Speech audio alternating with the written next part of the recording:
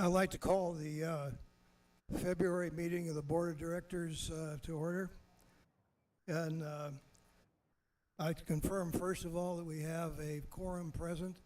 We have two board members that are Zooming in, Bob Brunetti and Marty Inkrot. I'm John Arguelles. I'm the Vice President for this year. So we have a quorum present. And I would entertain the minutes for the, to approve the minutes for the January 18th session. So moved. Any discussion? Comments? Have a vote to accept the minutes then? All those in favor?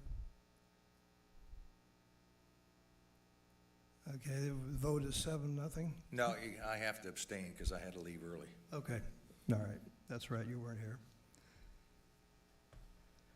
The next thing, what I'd like to announce is that we have a new director of golf. That's Casey Flanagan, and a new director of golf maintenance, Wells McClure. So thank you to both of those gentlemen.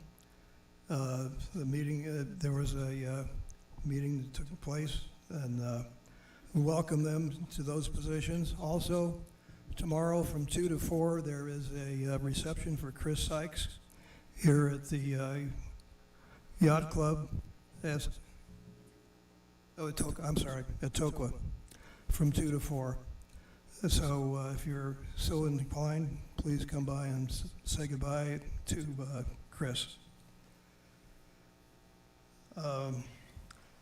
The other thing that we're going to do is there will be a little bit of a presentation by Kevin Stevens about the bylaws revisions. That will be after Steve Schneider talks about some information with the golf promotional rounds. Steve? Okay, thank you, John. I don't know how to get started here. I guess after the December board meeting, where there was a property owner stand up and talk about benchmarking of our green fees, golf subsidies, raising rates, and then last month one of my fellow board members had some questions around promotional rounds. I thought it'd be good just to give the property owners the actual data so you can interpret as you may with what it tells you. So the first thing is that in December, the benchmarking data compares Tellico Village's rates, this would include carts, to some of the golf courses in the area. You can see 47.25, Willow Creek at 58, and you've got Fairfield Glade at 78. Now these rates are what I'll call rack rates. But most golfers here in the village qualify as seniors. So being a senior, as I am, you get discounts. So could I have the next slide, please? So the true comparison is not the previous slide, but when you look at golf rates for Tellico Village from a competitive position, you need to look at our rates versus senior rates elsewhere. And as you can see, there's a significant difference. Now you're looking at Tellico Village at 47.25, Willow Creek at 47, Aguani, which is down by in Alcoa, Tennessee, about half hour from here, about 39. And then Three Ridges, which I've never played, which is a little farther away, 34. So when these rates were talked about in December, the comparison should be this chart. And it was proposed that with Tellico Village rates being so cheap, we probably could raise them $5 a round and not lose any rounds. Well, in the budget right now, we've got about 90,000 rounds budgeted. So at $5, if in fact we did raise rates by $5 to $52.25, that $5 would generate about $450,000 of additional revenue. That $450 then could offset the subsidy, the funding by the property owners, which is about $1.2 million. It'd be a significant improvement. So if you'd give me the next slide. So I decided, I said, well, let's, on a simplistic basis. This is not a very complex calculation, and it's much more complicated than what I'm showing, is when you raise revenues, you either believe that the demand for whatever you raise that revenue for is flexible or elastic, meaning it changes, or you'll have some things where you raise rates, revenue, or costs, and your demand does change. So depending where you sit on that continuum, you can either believe we can raise rates $5 a round and there'll be no change in the number of rounds played, or you can believe if you raise the price of golf here $5 a round, there will be a change in the demand. So what this simply shows you on a very simplistic basic, because we have annual memberships, we got Twilight. This is just very simple. The red line is based upon taking $5 a round for 90,000 rounds, and if you start losing demand, meaning less rounds played because people are going elsewhere or just stop playing, you could afford to lose approximately 9 to 10% of those rounds, and you'd break even with the current budget. If you were to lose more than 9 to 10% of those rounds because the price went up $5, your subsidy actually goes up. So that's all this chart does. On the bottom, it shows you go from a 0% change in demand all the way to 20%. What I found interesting was I said, let me run this at a $1 a round change. And what you can see is your break-even point drops to about 2.1%. And the reason for that is if you raise the cost of your round $1 and you happen to lose one round, it takes you about 47 rounds to make up that lost round. So this is just information for you to take a look at, and while it indicates you got to be careful on how you adjust rates, I believe there's some room that we have on increasing rates. We have a new management team in place, and that'll be something that I will be looking at along, I'm sure, with John this year. I am now the liaison on the GAC committee, so we'll be looking hard at this, but just as information purposes, you just can't, you can be an individual that says, I can raise rates $5, there'll be no change in the 90,000, or you could be someone like me who I believe demand is elastic and there will be an impact. So let's go to the next slide. Hey, Steve, can I add something to that? Yeah.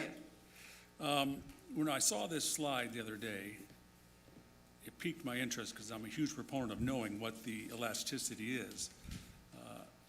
And I thought maybe you were pulling some data from a study that's actually been done, but.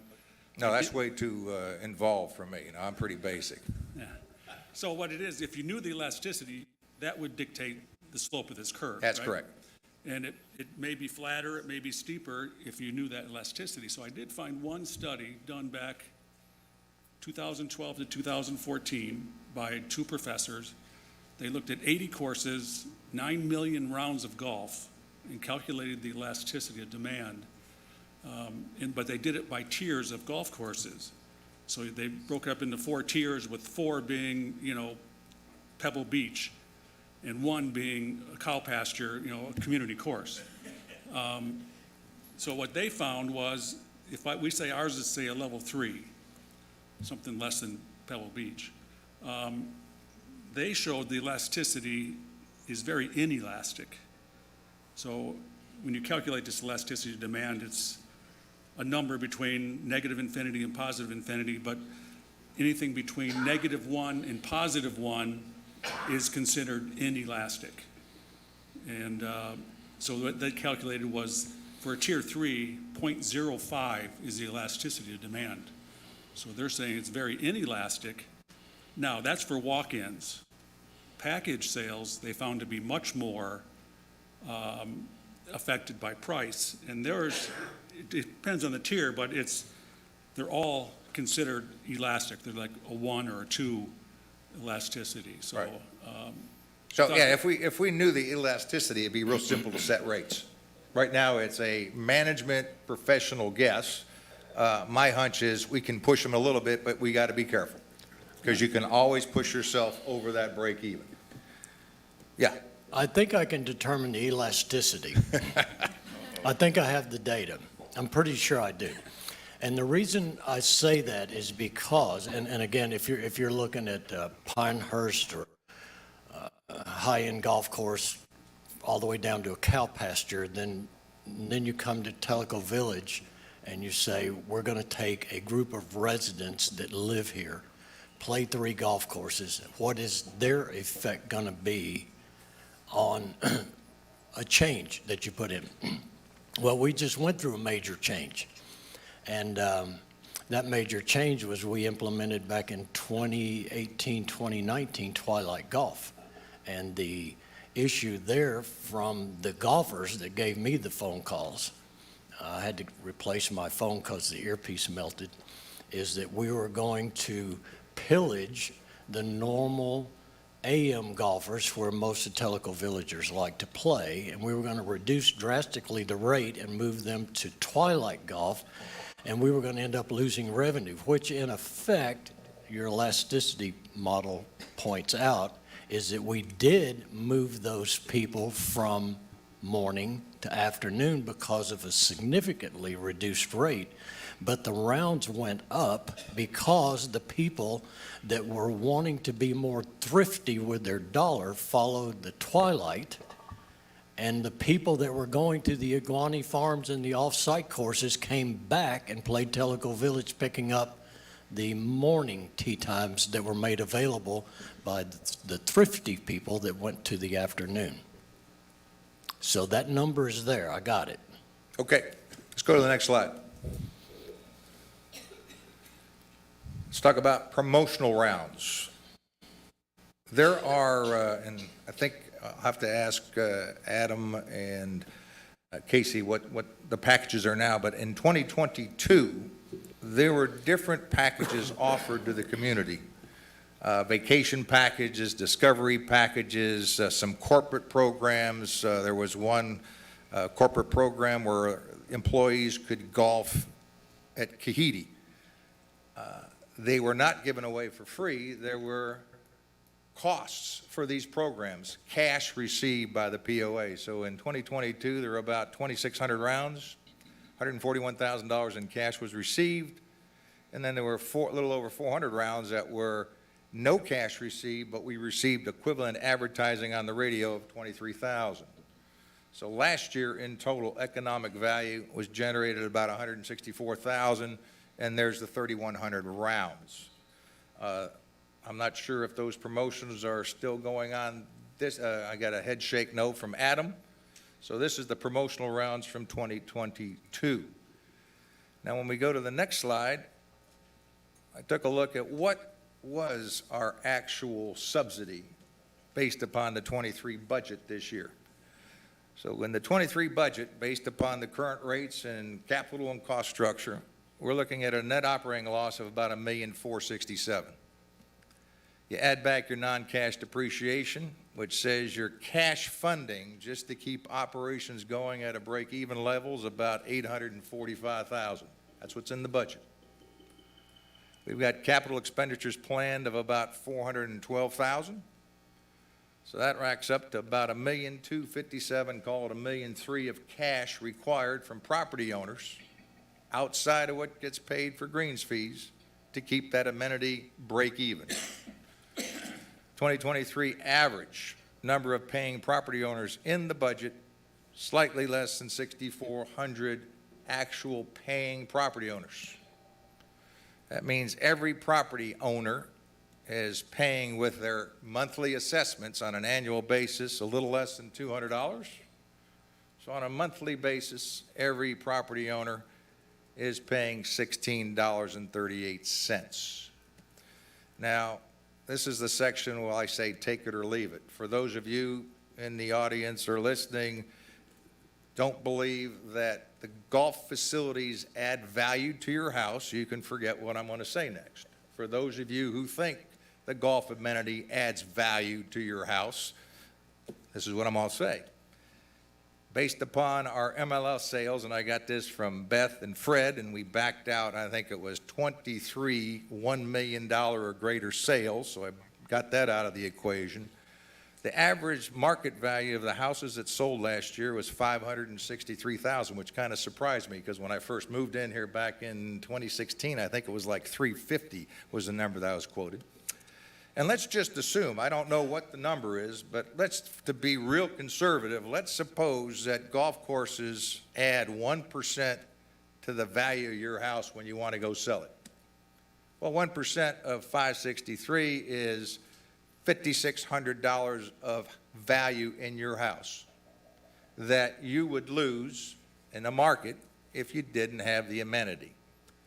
Well, a simple calculation is it's like an insurance policy. You're paying $196 a year for maintaining the amenity, which means it would take you about 29 years to break even. Now, do I think the subsidy of $1,638 is the optimum number? No. Do I think zero is achievable? I don't think so. But I think between cost management in the future, rates, and capital, between those three, if you get the optimum level, I would expect that $16 a month to shrink, which means your payback will be a much longer period than 29 years. So bottom line is, when I take a look at the data from what was said in December and the questions around promotional rounds, that we are pretty close to market, being priced at market. We have room to increase the prices of rounds, what we'll take a look at in the 2024 budget. We have new crew in town to take a look at it. And then we have always the opportunity to reduce expenses and take a look at capital. But for those of you who believe the amenity adds value to your property, I mean, I would think would add more than 1%, maybe 5 to 10%. But even at 1%, as far as I'm looking at it, $16 a month for me at least, I'm not speaking for the board, is a bargain because the payback for me is long term. So that's all I wanted to share with you, is just to clear the air to make sure you got the actual rates. You see what's in the 23 budget for subsidy and what it's costing everybody from a funding of that amenity as we stand today. So that's all I wanted to do, John. This was not, I wasn't going to debate what happened last month or the month before. Just wanted to share data. Just a couple quick questions online, Steve. These are just more clarification. One was the question is, why didn't you add Rarity Bay? Is that because they went private this year in a comparison? I did, that's correct. Okay. And then also, you talked about senior rate, and we know it's based on age. What age is that? Is that 65, 60? I thought it was 60. 60? Okay, all right, thank you. I got a quick question, then a promotional. Mickey, how is all that money accounted for? Does it all go to golf? Say it again, I don't All understand. that money you showed, 100 and some odd thousand of $140,000 cash. cash goes for all these promotional rounds. I'm assuming that all hits the golf P&L. Correct. Is it one lump sum when we get it, or amortized over the year? Depends on how it's used and how it comes in. It's not going to be at a single lump. If we're paying and others are coming in as a promotion, they'll pay their portion. It'll come in based upon those dates. The one question I'm not sure about is the advertising component. I'd have to go back and look at that. That was my other question was, is marketing involved with that advertising? Call it spend, right? We give away 444 rounds. Are you guys, as Beth, are you involved with that at all? Adam would be the one to answer that question. I mean, I do work with Adam if Adam's here. The one with the radio funding, like Steve said, we get 4 times or 3 times the value in advertising spend of the rounds that we give away. And that golf cart is only $275 if everyone turns in their card, and they can only play 1 time. The other promotional rounds are just through other things. And the discovery is we pay quarterly, I believe, right, Adam? Or twice a year? Adam, That could would you come step in? to the mic and answer the question? No, Adam. Adam, please. Adam's behind you. No, Adam needs to get to the mic, sir. Thank you. You can go to the table,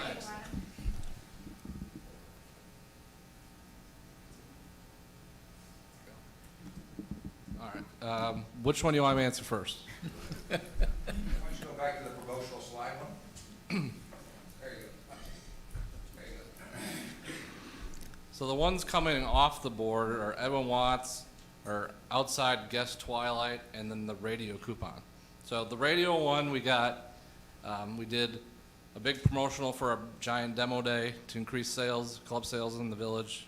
And then another one we did was for our Folds of Honor tournament that we do, where all the village comes out and watches us golf and raise awareness for that, and then along with advertising for Tellico Village. And then the discovery packages we do all in kind of off-peak times where it won't affect the village, and like Beth was saying, I bill her twice a year for that. But you actually get checks for those rounds. Yes, yeah, we get nothing's free. We get paid for every round that comes in for this, yeah. Okay. My name is John Lamel. I've been a Tellico Village resident for the last 5 years. I'm a golfer. I love the game. You got great courses here. Now, would you back up to the comparison between courses and the rates?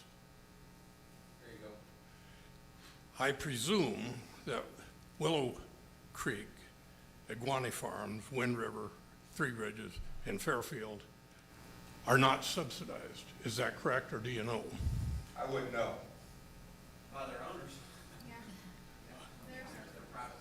Fairfield is subsidized. Do they break even on their rates? Fairfield is I'm not- subsidized. My ultimate point is, we are subsidizing this at a pretty high rate. And if you throw that subsidy in there, and these guys are operating at a profit, there's something wrong. Okay, thank you.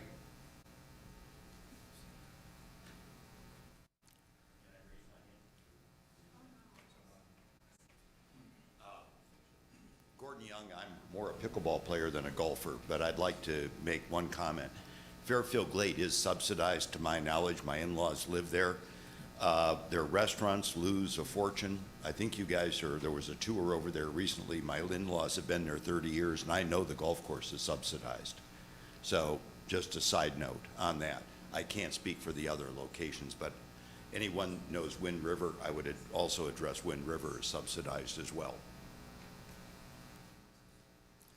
Any further comments? Do we have any more comments online? No, sir. No? Okay. All right, let's move on to the next subject, which is the bylaws revisions. And Kevin, would you like to give us a little update on that, please? Absolutely. Thank you, John. As many of you probably know, the board recently provided written notice to all property owners regarding a proposed bylaw revision. And that revision will be voted on by the board at its March 15th meeting. But we did want to provide some clarification regarding the purpose of that particular revision, as we'd received some comments and questions within the community. This proposed bylaw revision relates solely to director term limits and evaluating director term limits in the event that a particular director was previously appointed to fill a partially vacated director position, which may have occurred for resignation or any other number of reasons if a director cannot fulfill or chooses not to fulfill the remaining term. The original bylaws, or the current bylaws, had previously stated that directors may serve no more than 2 consecutive full terms. And full terms are defined in the bylaws as, or the bylaws defines a board standard term as 3 years. However, the bylaws did not address whether or not a director's partial term of appointment to fulfill a vacated position constitutes a full term for purposes of evaluating term limits. So this new bylaw is to provide some clarity in the event this particular scenario occurs. And what the new revision establishes is a threshold of 18 months. So for if a director is appointed to a term exceeding 18 months, then that director is only eligible to serve 1 additional full 3-year term. However, conversely, if a director is appointed to a term of 18 months or less, then the director is in fact eligible to serve 2 more consecutive 3-year terms. So essentially, this was just to provide some clarity regarding term limits in the event that a director is appointed for some partial period of a term. So that's the purpose, that's the reason. It's only to address that limited circumstance where you have a board appointment to fulfill a partially vacated term position. So that's just basically wanting to provide clarity in the event that circumstance occurs. It doesn't change the existing term limit provision, but merely clarifies in that one scenario. So that's the purpose. This has been discussed before, but the board is moving forward to vote on this in March at its next meeting. Happy to address any questions.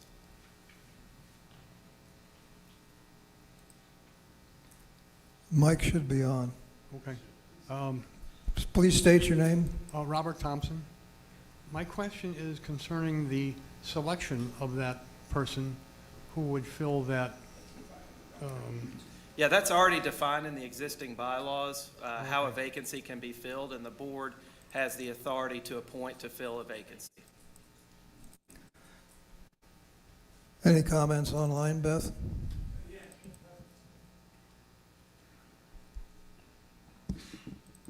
I'm going to make an assumption. Please state your name. Oh, I'm sorry, Donald Hart. The 18th month, the date of that would be at the end of that month?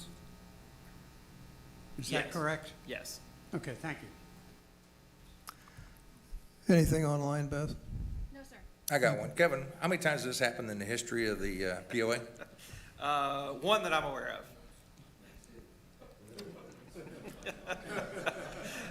Not naming specifics, but So I'm we aware of one. lovingly call this the Steve Schneider Amendment.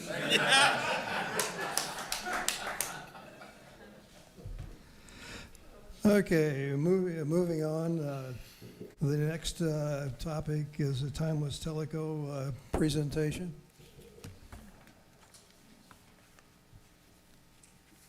I'm Bill Butera, and I'm the Secretary of Timeless Tellico, and I'd like to present the new president of Timeless Tellico Foundation today to make our presentation, Carla Johnson.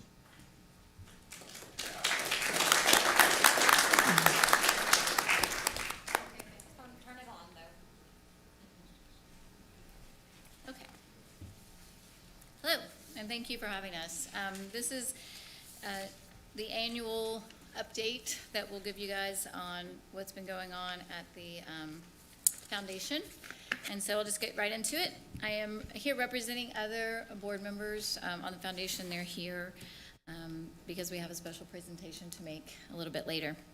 As this board already knows, the Timeless Tellico is a nonprofit 501c3 corporation created to fund new and enhance existing recreation and amenity programs, facilities, programs, and equipment in partnership with private and corporate donors for the benefit of the entire Tellico Village community. Over the past 2 years, the foundation has raised more than $330,000 from 550 individual and corporate donors, and this number continues to grow.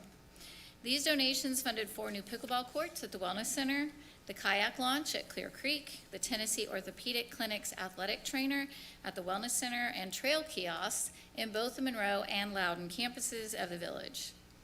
With significant infrastructure costs and the Tennessee rebuild impacting future TVPOA capital budgets, Timeless Tellico Foundation can continue to provide a separate funding source for new amenities and enhancements desired by our residents, for which TVPOA capital funding presently just does not exist. Of course, any new foundation projects must be approved by you, the POA board. So today we've provided you ahead of time with the foundation's report of our activities and our report to donors on the use of funds for 2021-22. To highlight a couple of the foundation's completed projects, the Pickleball Club and Soggy Bottoms Kayakers sought the foundation's assistance to raise funds to construct amenities that support the active lifestyle we enjoy here in Tellico Village.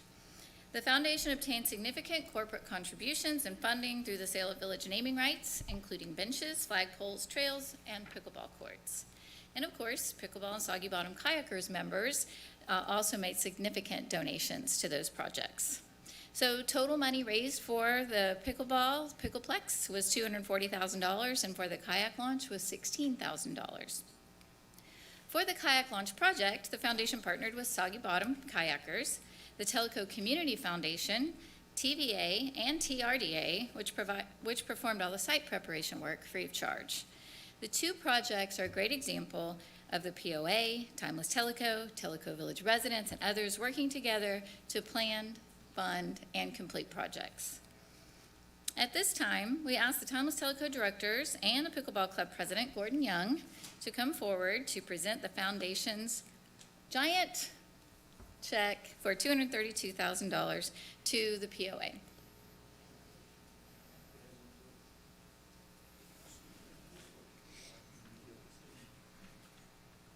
John, I guess you are sitting in as president today, so sorry, Marty, you don't get the honor of receiving the giant check. But that honor goes to John Arguelles.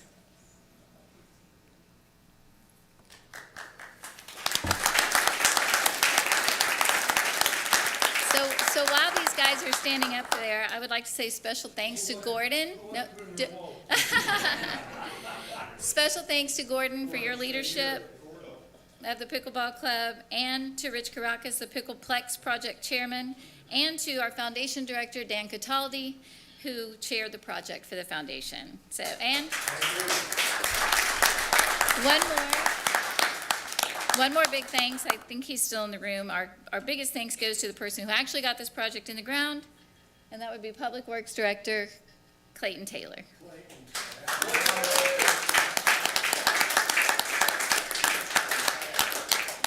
And a big thank you to the POA staff and board for your support and partnership on that project. So I think it's a real benefit to the entire village. So thank you to everyone involved in that.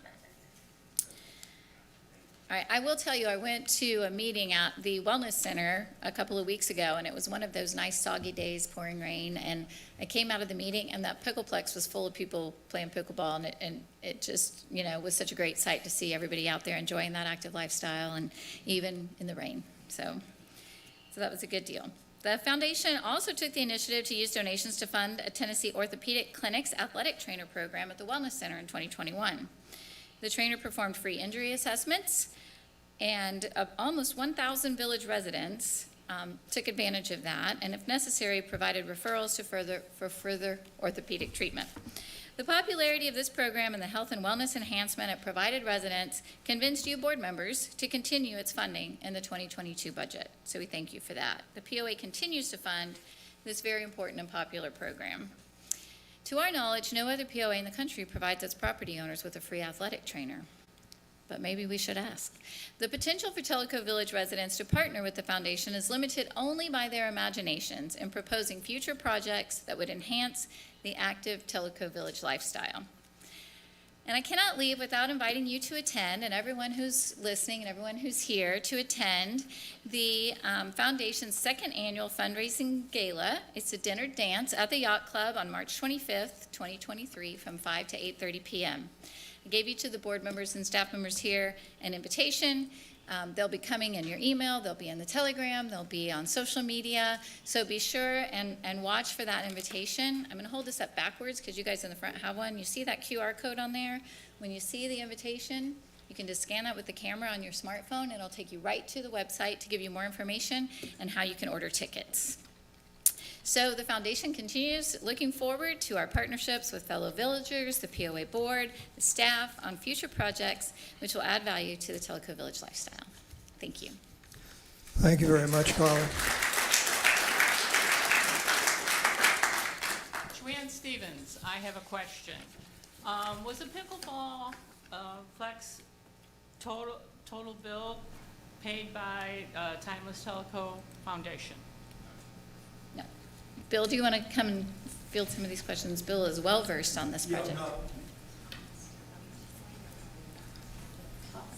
No, the POA board decided to fund the covering of the 4 courts.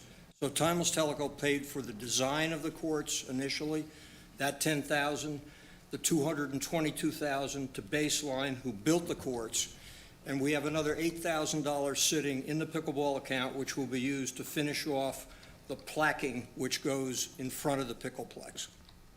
Okay, I have another question. So the wellness center is not subsidized at all, while the restaurants and golf is. And, That's not true. no? No. Okay. The recreation department is subsidized, and food service is not, except for some of Kahidi. Yeah, so what you got is I don't have the 2023 budget numbers, but in 2022, there was a $750,000 subsidy of the recreation department, number one. Number two, there is no cash exchanging hands between POA and AWE. The subsidy would be use of the building, maintenance of the equipment we pay for. They paid rent at Tokwa in 2022, but there is no cash subsidy of AWE. Okay. And then let me add a little bit in there too. Phil is going to have us and show us long-range planning, but long-range planning survey was 12, 13, 15, the last, not the most recent, but the one before that. What year? Yeah, it was 2018, I think. Yeah, okay.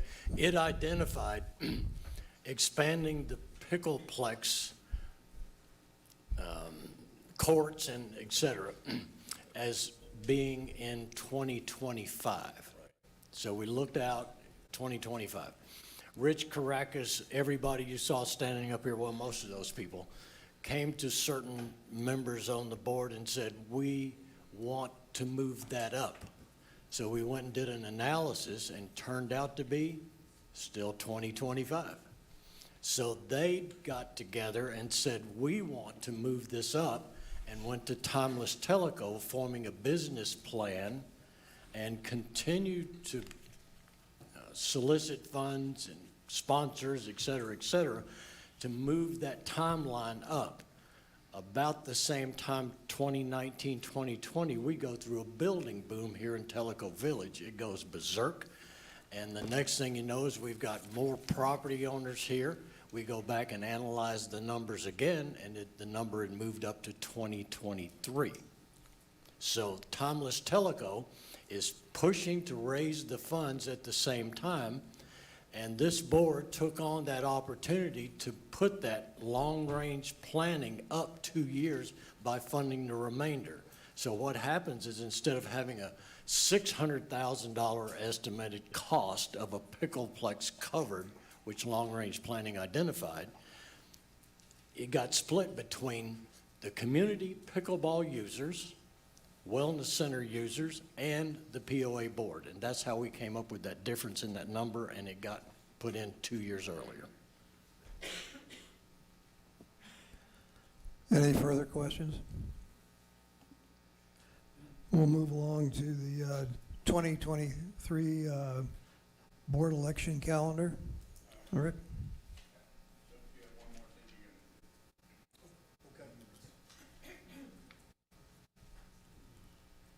You want to do that now? Okay. We've presented to the board to add some additional naming rights. A lot of these are just the same naming rights for other locations. You've been provided that in your packet, so we're asking that the board support that. In the past, the board has taken a look at the numbers we've proposed, and you know, it's up to you. It's your call on whether these numbers you think appropriately fit for the value of these naming rights. So I move to approve the naming rights inventory additions. Is there a second? I second. Any discussion? So you can name any trail? This is interesting. Yeah, there are a lot of trails. Oh, yeah, I know. Between Kahidi and the main village. So what if it's got a name on it? Can somebody go over and give more money to kick that name off and put a new name on it? Well, no. Naming rights for an individual would go on the trail for 15 years.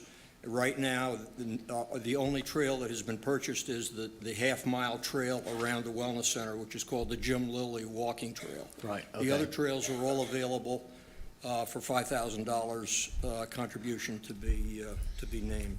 So even though they may have a name on them I'm like, sorry, 4,000. like Kay's Path or Box Turtle or White Raccoon Ridge, see, there's white there, so Yeah. I thought maybe it was named after me. Those name, that's not right, but, Yeah. yeah, those names will stay on the trails, and a plaque will simply go on there naming the person who makes the contribution.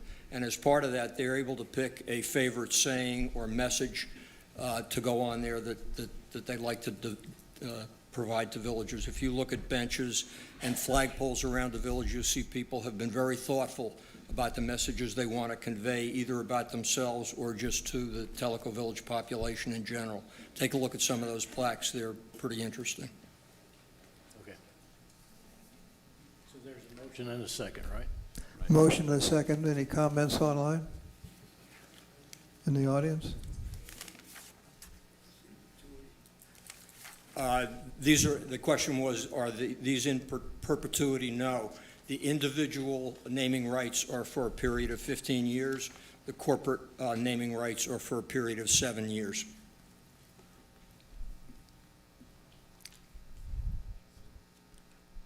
Call for the question. All in favor? Passes unanimously, 7-0. Thank you. Thank you. Rick? Yeah. So every year at this time, the election committee of the board of directors considers the board election calendar for the current year.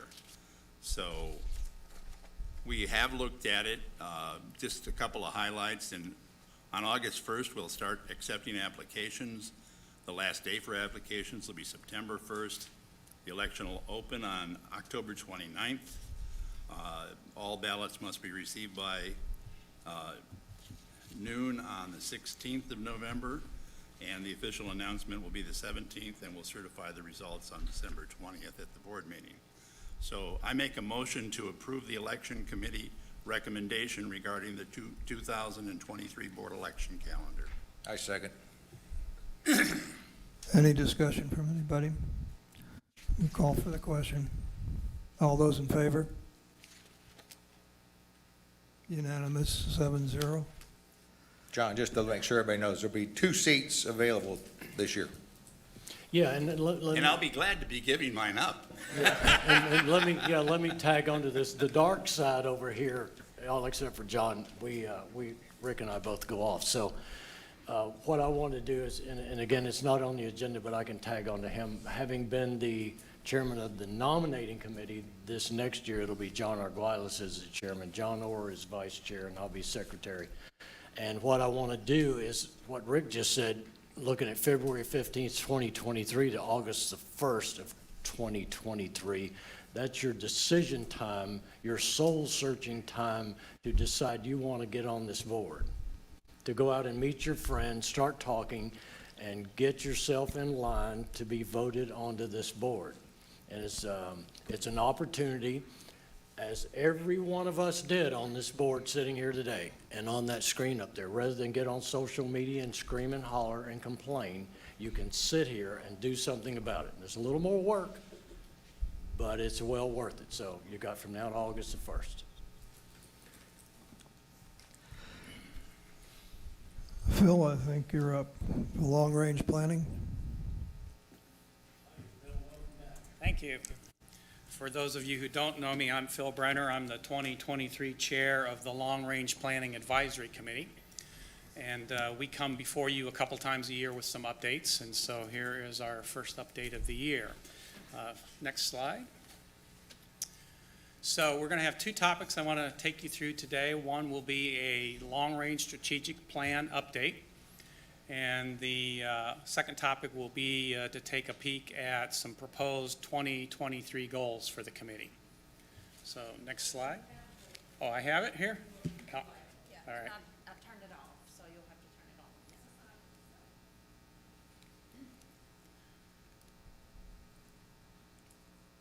on. All right, so by way of background on the strategic plan, In 2019, the Long Range Planning Advisory Committee presented and the board adopted a long-range strategic plan. Now, just as a reminder, the charter for our committee is to look 6 to 20 years into the future. So it's a crystal ball exercise to get out your crystal ball and say, what do we think is going to happen? What do we think the village is going to need 20 years from now? The plan and all the associated documents are posted on Tellico Life. If you go to Tellico Life, there is a page for the POA there.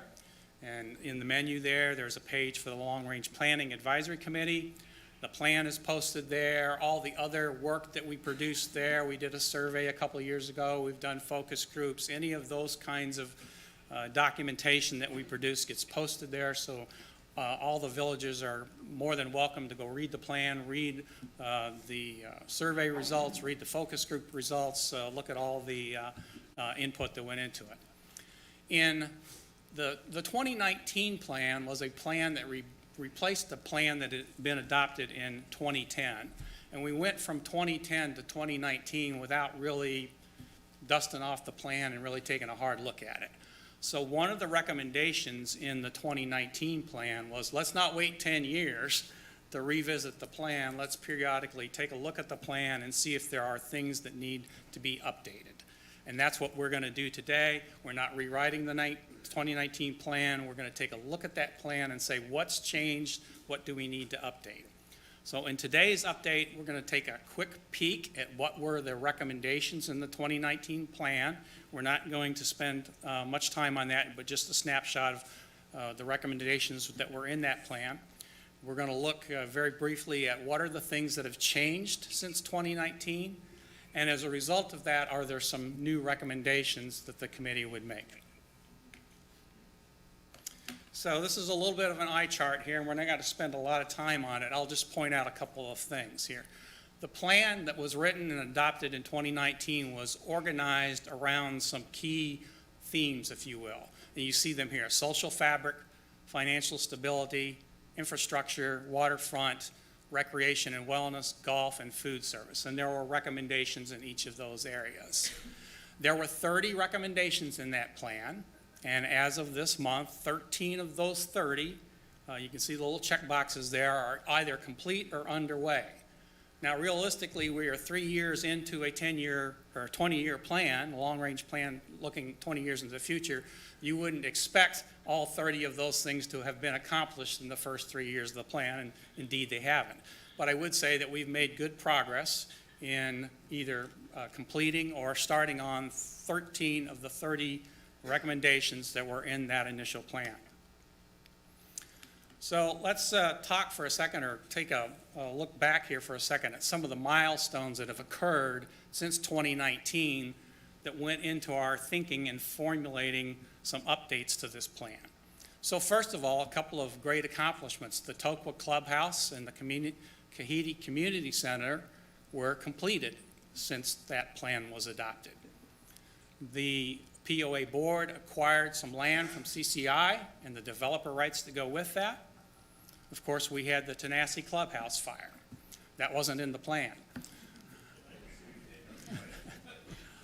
We've experienced unprecedented building growth. When we did that plan back in 2019, we forecasted a reasonably aggressive building housing forecast, and I think some people thought, well, you guys are a little nuts. I think at that time, the most permits we'd had in a year was something like 150 permits a year, something like that. And we said, well, that's an anomaly. That'll never happen again. And of course, we've had 200 and 300 homes a year permitted. So unprecedented building growth.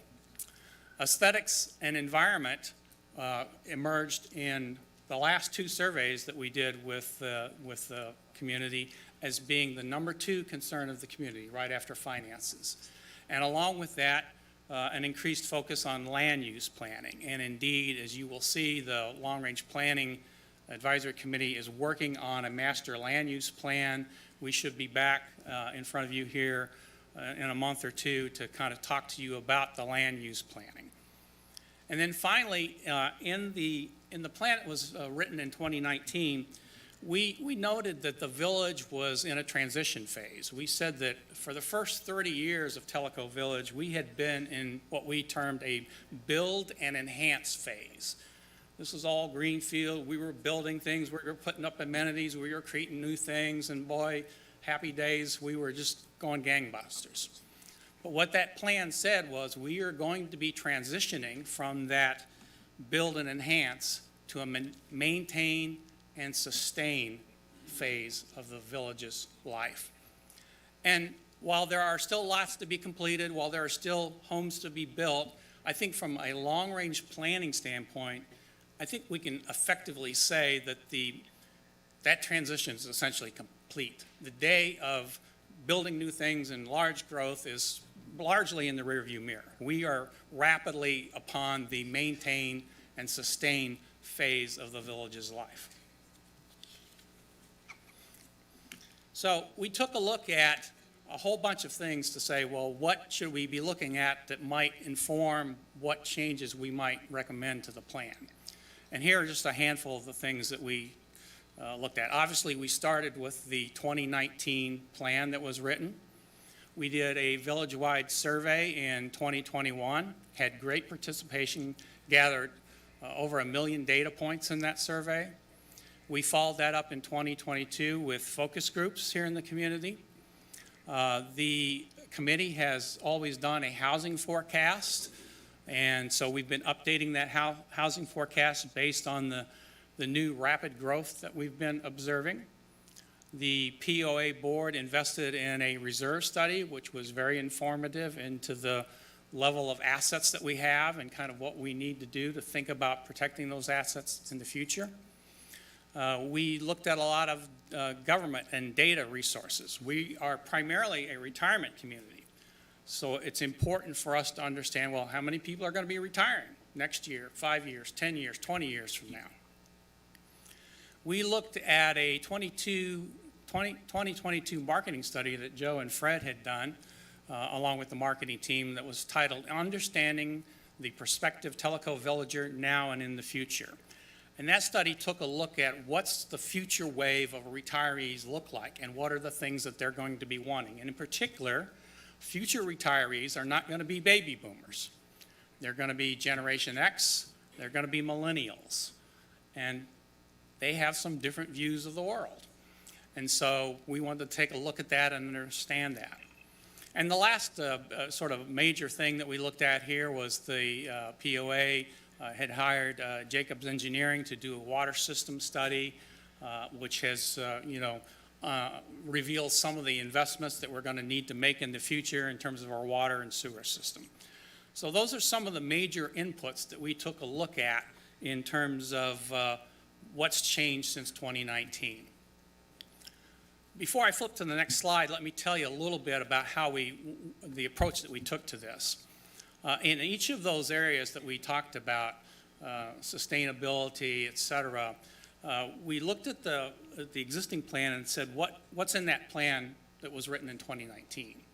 And then we said, well, is there anything in that section that's changed? And we built in our report, which you have a copy of, and there's an abridged version of that in the appendix of this presentation. We took and did a sort of a side-by-side column presentation where we said, here's what the report said in 2019. Here's what we think is different in 2023 that might change or update or inform those recommendations. We're not going to do the deep dive into what the plan said in 2019 and rehash all that, but what I'm going to do is in the next 3 slides, I'm just going to show you a summary of those recommendations. In the appendix, you can see what that recommendation was based on. You can see what the plan said in 2019. There's further illumination there. Later this week, we will get all this documentation posted to our Tellico Life website, so villagers can come and read that as well. So with that, here I'll flip to the next page, and I'm just going to touch on these very quickly and just give you a little color commentary without doing a deep dive explanation of each one. So the first one here under the topic of sustainability was a recommendation that Tellico Village must develop a master land use plan, and that must include the newly acquired CCI properties. And in point of fact, that is already underway. The Long Range Planning Advisory Committee has been working with Beth. We're working on that. I should give you a little context for that. That master land use plan is not going to say X should go over here and Y should go over there, and this spot is going to be this. It's going to be more like a zoning plan, more like this area is going to be reserved for future residential development. This area is going to be reserved for future recreational development, et cetera. So it'll be a high-level snapshot of what are the potential future uses for the land that the village has. The next bullet there is the village should strategically assess buying adjacent land for defensive purposes as well as potential expansion and future revenue opportunities. This was not possible in 2019 because the POA did not have developer rights. We did not have the authority, if we chose to expand the boundaries of the village that was retained by Cooper. Now we have that ability. And the Long Range Planning Committee is not advising that we run out and buy some land, but what we are saying is now that we have the ability to do that, we need to be strategic about looking around us, and when parcels of land that are adjacent to the village come up for sale, we need to look and say, do we need to do something defensively to prevent, the city of Loudon putting a dump next to, the new city dump's going to be next to Tellico Village if they buy that land, or strategically to say, you know what, this would be great for us to buy because we've got an idea for a way we could use it. So just a strategic thing that the board should be always looking at what's going on around us. Amenities. In the 2019 plan, we said at that point in time, we didn't recommend any major new amenities. And then, of course, the Tenasseee Clubhouse burned down. And so in the process of rebuilding that process must address the needs for meeting space, dining and kitchen space, parking space, all the things that have already been identified. I think the committee that's working on that and the POA board are well aware of some of the shortcomings of the Tenasseee Clubhouse as it was and are looking to address that. Again, this is, Chad has said we need to build for the future, so we can't build back what we have when we know that in a few years there's going to be roughly 30% more households in the village. The Long Range Planning Advisory Committee also recommends that we take on the task of updating a benchmark study of Tellico Village against similar communities. We did this several years ago. We haven't updated it, but we went out and looked at other communities, and not just in our backyard like Fairfield Glade, but the communities that we compete against when it comes to that next wave, the Generation X folks that are going to be retiring 10 years from now. How do we stack up against our competitors for places that those folks might wish to retire to? In the area of infrastructure, this first one here I'm sure will cause you to pucker a little bit here. Consider the installation of sidewalks. So one of the things that came through loud and clear in our surveys is that there's a lack of safe places to walk. And I note that Pat ends every board meeting with a plea not to run over your neighbors because they're walking in the streets. So one of our recommendations is to consider the installation of sidewalks. We know that is no small feat. There would be all kinds of hurdles and obstacles and costs involved in that. From our standpoint, we're not trying to solve that, but that is something that the board needs to evaluate. Are there ways that we can address safe walking spaces and particularly sidewalks? The next one there, develop high-speed internet capabilities. And while I don't recommend that the village be in the internet business, we recognize that the internet is very, very important. And for the most part, most villagers are stuck with, for good or bad, Spectrum. And some people love them, some people hate them. There are some folks that have some access to fiber from AT&T. There are some new technologies coming out there in terms of wireless internet access. We have while we are still a retirement community, we have a growing percentage of people that are still working at home. We have people that are cutting the cable and they're streaming at home. So the demands for good internet service is going to be important, and to the extent that the POA can attract providers, facilitate providers, enable the village to have better internet capabilities, that would be a good thing. I will note just anecdotally, just as an aside, when I came here 5 years ago, the real estate agent had lined up some places for us to look, and some of them were going to be down in Kahiti, and we got to talking, and she said, in passing, she said, well, internet in Kahiti at that time was DSL only. And I said, never mind, I don't even want to look there. I'm not going to move there if that's the only internet capability in Kahiti. And I passed on Kahiti simply because of that. So we want to make sure that we're in the right place from an internet capability standpoint. The third bullet here is consider creating an IT and technology advisory committee. And this is rooted in a couple of things. One, there is a tremendous amount of experience and knowledge and expertise in the village from folks who have retired from IT and technology careers. They know a lot. And, you know, I think we all recognize that at times we have let some of our systems, our accounting systems, some of our interfaces like bill pay and stuff is maybe not the latest and greatest capabilities out there. And so it might behoove the POA board to take a look at a committee of residents who know a lot about this area to provide some advice about what should we be doing, what could we be doing. And then the last one here, this was kind of a long putt here, but one of the things that came up in some of our activities was that there are still people working from home here, and there are times when they need something more than their home office. They need a conference room, they need video conferencing capabilities, they may need copy capabilities, etc. So, you know, would it be possible for the POA to offer some sort of a satellite office capability for a fee that would utilize some of the facilities that we have, and it would be rented out to people that need those services on an occasional basis? Demographics.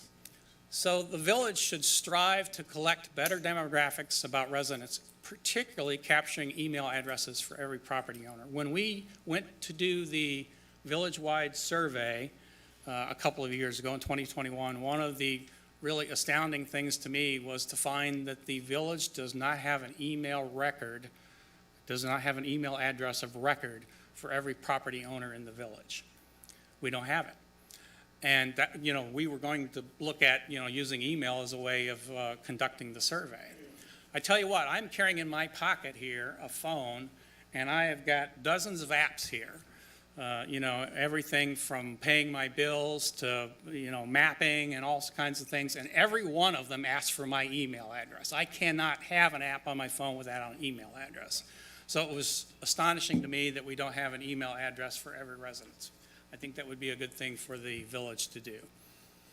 And then finally, the next recommendation there is the development of the former CCI land should address future condo, townhome, and villa needs. One of the things that we found in our survey was that while today only 7% of the respondents said that they live in a condo or townhome or villa, 50% said that they would consider moving to such accommodations in the future. Someday, I'm not going to want to live in my 3,000 square foot home anymore, but I may want to stay in the village. And we may not have the appropriate inventory of housing that would allow me to stay here. And so as we develop some of the land that we have, looking at using those for condos, townhomes, villas, I think would be a prudent move. Social fabric. Future property owner culture, and especially volunteerism, is central to the Tellico Village social fabric. This was something that came up in the study, the marketing study that Fred and Joe shared with us, that millennials and Generation X may have a different view toward volunteerism. And if you look at everybody in this room and the committees that come and talk to you, this village runs on volunteerism. And so if in the future future generations have a different attitude toward volunteerism, that could potentially have a major impact on the village. So our recommendation here is that new villagers, HOA, maybe some other groups should look at what are the ways that we can attract people that want to volunteer, and how do we instill our culture of volunteerism into new residents when they move here. And then the last one here under social fabric, we had a number of folks comment to the fact, hey, I'm still working, I still have other obligations, and all these committee meetings and board meetings, they're always in the day, and I can't go to any of them. Could some of those meetings be held in the evenings? And so we put that in as something that the board could consider, and committees could consider looking at whether or not meetings could be later in the day. We are still primarily a retirement community, but there is a larger contingent of villagers who are still working. And then the last section there is aesthetics and environment. As I mentioned, this appeared as the number 2 priority or number 2 cause of concern in the survey we did in 2021 and in the prior survey in 2018. And particularly with regard to cutting down trees, loss of green space, the village must work to preserve, protect our aesthetics, and in particular, with some of the new land that we acquired from CCI, look at how can we allocate green space, parks, trails, things like that. The last area of recommendations here is in the space of parks and recreation. So, you know, the Chain Gang and Simon and the folks that have worked on our trails have done a fantastic job of creating the trails that we have. So kudos to them. We need to continue to do that. In addition, though, we must plan for future bike paths, which is an amenity that is sought by retirees and is lacking in the village. We have great trails. They're not really suitable for biking, unless you really want to do some mountain biking.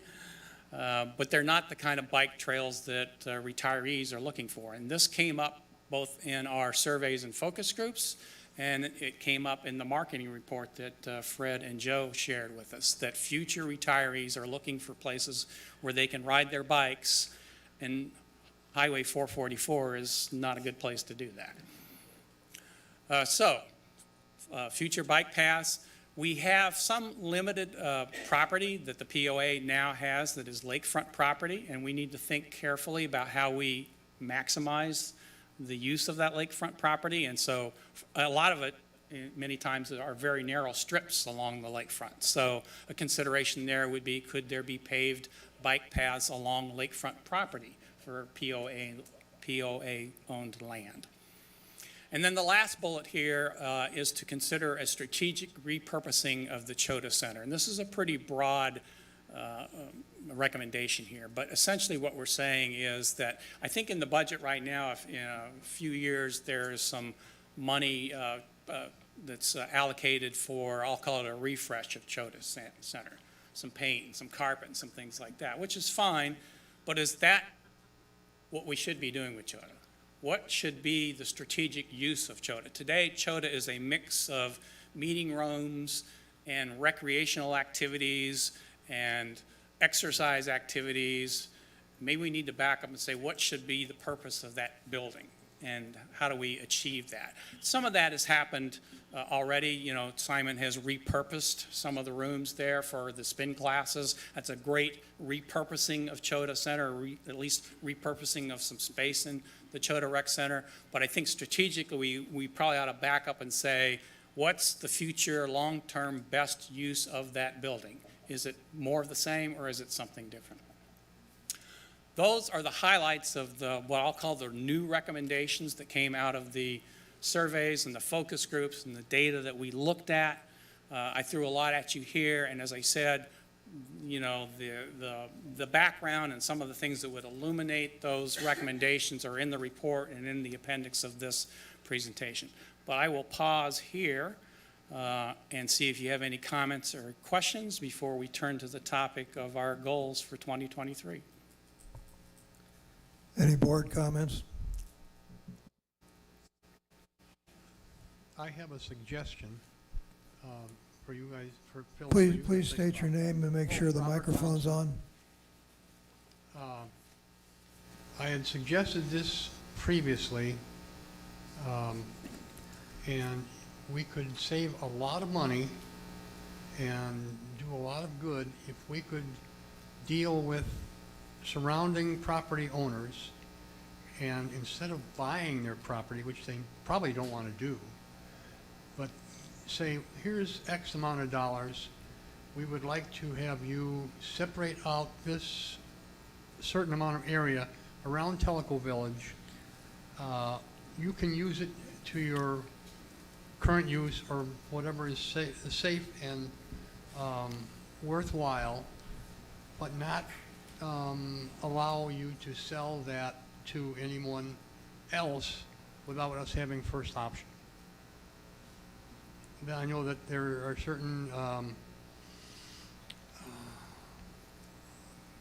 entities, like say, who are doing this out in the west to allow the current landowner who might want to sell and need the money to use that land that he has for his current purposes, and they give him X number of dollars, and that's what they do it for.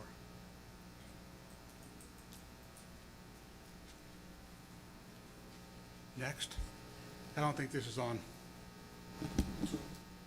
There's no light on.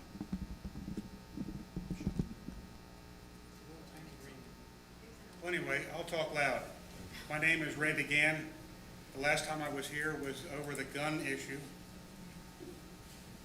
I spoke with a lot of the deputies that were in the back of the room that were sent here for unknown reasons, but has the recommendations included hiring contract officers for our community?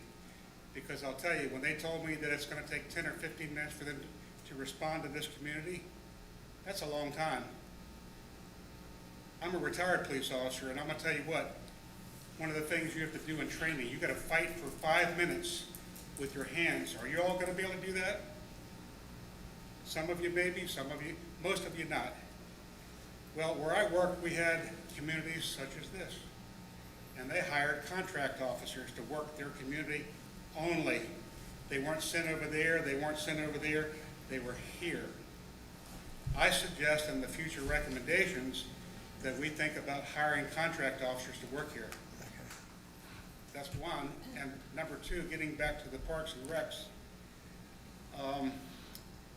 We moved here 6 years ago, and we went to a picnic for our community, and we were the youngest people there. Today, 80% of our neighbors have left and been replaced with 50-year-olds. Now, a couple of them are still working, they still have jobs, but I was at the swimming pool, the outside pool, and this couple next door to me joined the rec center, and they arrived. There was no place for them to sit. They had to put all their stuff on the concrete ground. They swam for about 5 minutes and they left. They never renewed with the rec center. Why? Number one, there's no place to sit. Number two, they looked at this pool compared to the indoor pool. They should be the same size. Now, granted, you got people that come out and count every hour how many people here, and you're reporting back to somebody. But I think that pool outside should be expanded to the same size as the indoor pool. Because that little bitty pool, now remember, we talked about expansion. I don't know how many people were in this community when I moved in 6 years ago, but I know what the number is today. And even if half of that number decided to go to that swimming pool in one day, guess what? They're going to leave too. I've left a couple times and gone to the beach because I had no place to sit down. There's always room at the beach because nobody likes to get their feet dirty in the sand. But the thing is, that's my points. There are two of them. I'll save the other one for later, because right now we're talking about this. Thank you. I would point out to you that February 27th, Chet Pillsbury is going to hold a town hall meeting. These are subjects that should be brought up at the town hall meeting, And it's just a question of priorities. So thank you for your comments. Phil, you got some more things you need to talk about? Yes. Phil, do you have more that you want to talk Yeah, about? so just one more slide here. Okay, go ahead with your slide. So every year, this is one of the few committees that reports to the board. And so every year we come before the board and suggest what we think could be our goals for the year, and sometimes they get approved, and sometimes we change them, and sometimes you hand us some assignments. So here is our first pass at some proposed goals for 2023. A couple of these are carryovers from 2022. 2022 was kind of an unusual year with some events that delayed some things. So the first one here is updating the long-range strategic plan, and that is in point of fact what I'm doing here today. So any follow-up activities that come out of that, that's one goal here. I've mentioned earlier that we are working on developing a Tellico Village master land use plan. We would suggest that that would be one of our goals, that we would deliver something to you here in the first quarter of 2023. The next one here was something that Marty, who is our liaison, talked with the committee about.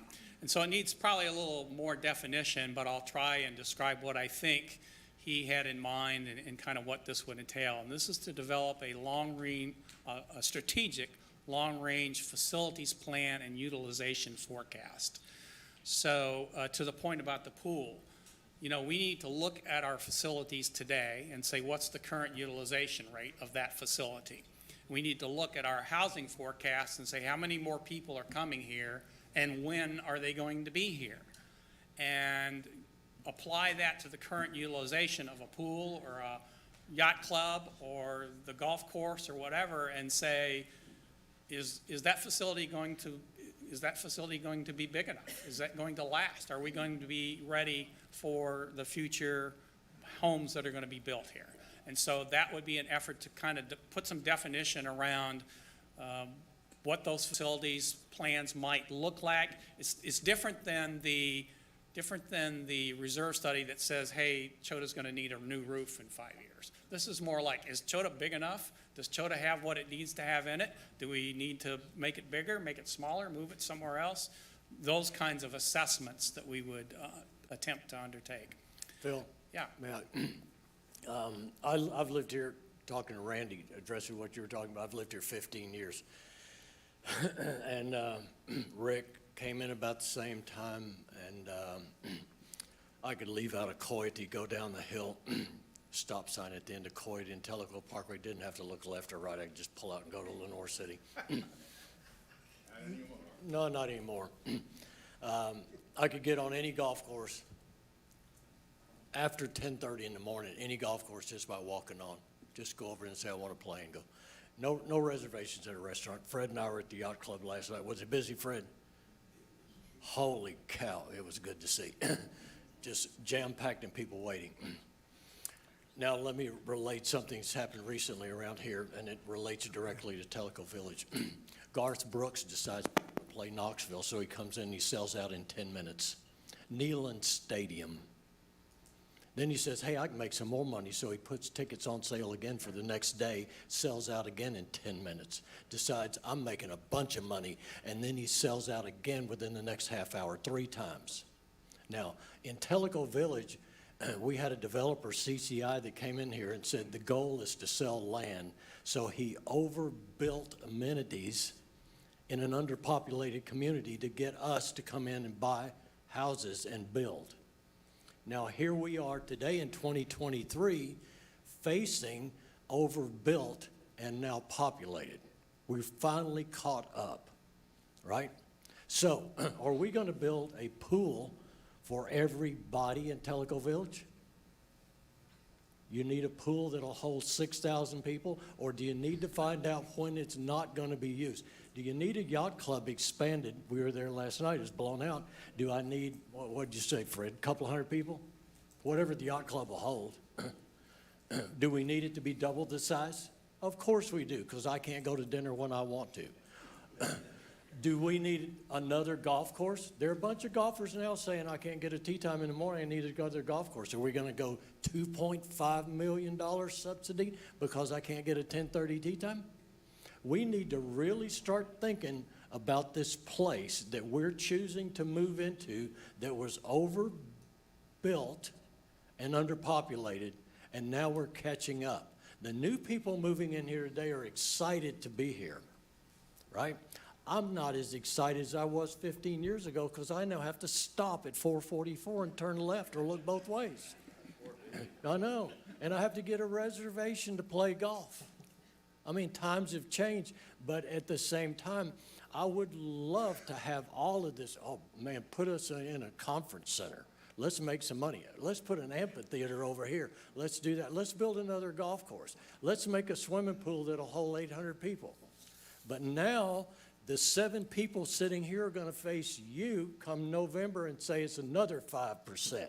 And you're going to call me and scream at me for $8 a month.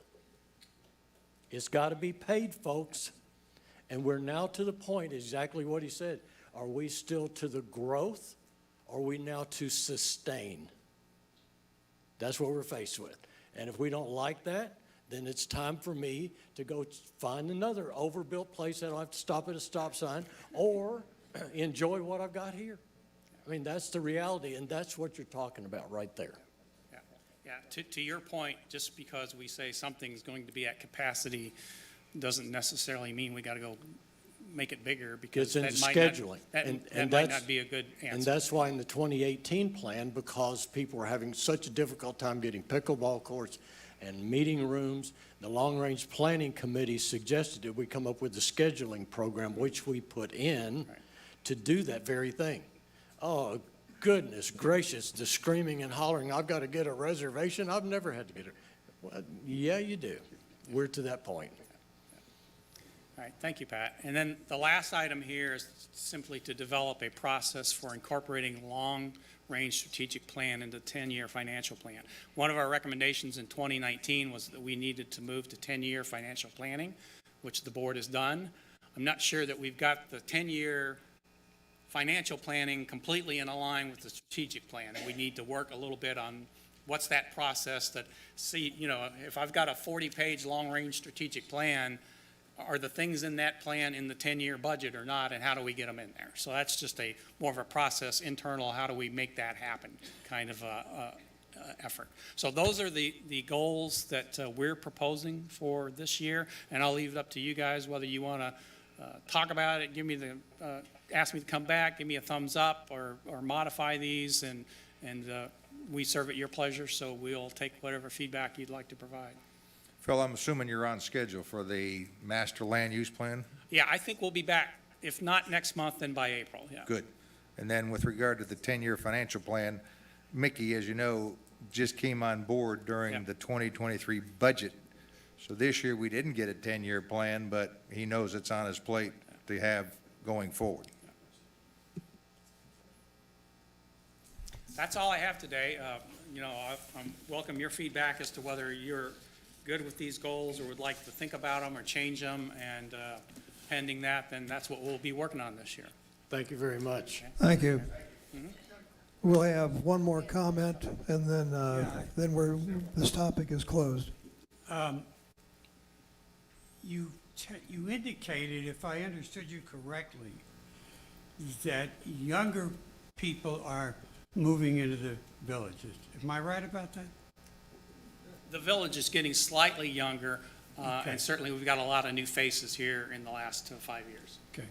So looking at that 5 years from now, if that trend continues, then the younger they get, the more families we're going to have. Would that No, not not be? necessarily, no. No, not necessarily. I mean, the people that are younger here, when I say younger, instead of moving here when they're 65, they're moving here when they're 55. All right. So if that trend continues and you go down to 45. No, Donald, the way it works, and it's always done this for the 15 years I've been here. Not going to happen? The way it works is that the Tellico Village has a churn, meaning people leave It could be because I'm gonna move closer to my family because I'm getting older, or it could be I just don't wanna live here anymore, or my spouse passed away, or whatever the reason is, they will leave. Right? Right. Now, like my neighbor, I had a neighbor that was plus 80. He and his wife lived there. His wife passed away. He moved to another place. Another couple moved in, lived there for 3 years. He was significantly younger, so I was still older than him. But he then moved in, and his wife couldn't get up the driveway, and they moved.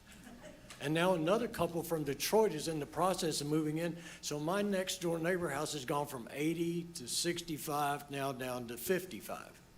You see? But they're still retired. So they're not bringing their kids in. It's just as we churn out and age, other people come in and buy your house, my house, and they're younger than I am now. That's what's happening. No, I understand, and that goes to my point. That that if that trend continues, okay, and the age continues to drop. The age doesn't continue to drop. It churns. So, Phil, what's the average age in the village right now? Yeah, 62, 60, something like that. And what was it 10 years ago? A couple of years older than that. I mean, it's. No, it moving. actually was 62. Yeah, it's. So the average age hasn't really changed. Yeah. Wait a second. And like he was saying, like John was saying, excuse me, John, like John was saying, we have a meeting that we have to conduct here. We have a lot of stuff to do. There will be a town hall meeting that we can answer questions, and we have to be out here by 4:30 because when the 4:15 because when the singles come in here, they get, you don't want to be here. So we have to move on. We have to move on. You got 2 minutes or less, and we have to go. That's okay, I'll be quick, okay? My name's Kim Flagg, and I've been here since 2016. I've seen growth, but I actually came here in '88 and brought property, so I've seen a ton of growth, okay? But I wanted to know, is there any plan where it's just gonna be completely built out, or are you gonna continuously buy more property and more homes, and then the golf courses are gonna get, you're not gonna be able to golf? Yeah, That's my there are question. roughly 6,800 lots in Tellico Village, and roughly 5,500 permits have been pulled. So when those 6,800 are gone, unless the board buys more land or does something different, then we're done building houses. You are, okay, thank you. Okay, next. Next. Right. No, we really have to move on. We have to move- Or we either have we're to not going move to on. finish business. We have to move on. We have a time frame certain here this afternoon. Your issues can be brought up at the town hall meeting. No, that. Any board member, you can send it to contact the POA board through the website. Any questions that you have, please bring it to our houses. We do have to move on. Okay, let's move on from here to Clayton, the trash service.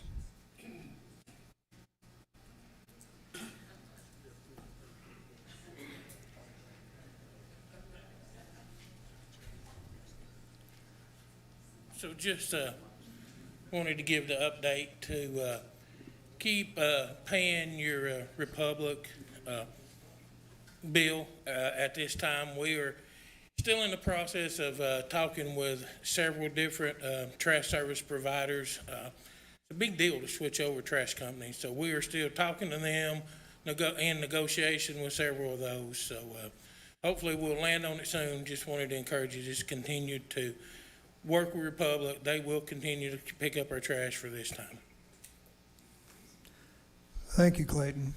Hey, Clayton, I got a question for you. Just a follow-up from last month. I asked about POA water usage. So I just got that data from Mickey. There's a lot of questionable use, but the big one was the north entrance fountain pumping. John, I'm going to have to stop you here because we're talking about trash service. This is off topic. Oh, I thought he was done. He was No, standing well, up. we're done with that topic. We need to move on to the marketing report. we've only got a certain amount of time here today because we've got somebody else coming in to use the facility. I'm gonna talk fast like an auctioneer. Have you ever not talked fast? Exactly. If you want the real numbers, these are going to be posted on the POA website later. All right, so today we're going to look at, we're going to reiterate a little bit of stuff that we told the board during the budget process on 2022 national housing market. We're going to look at performance versus objectives for 2022. This is my year-end review. And then also talk about the 23 national housing outlook, our objectives and key strategies, and then the Seminole Circle study.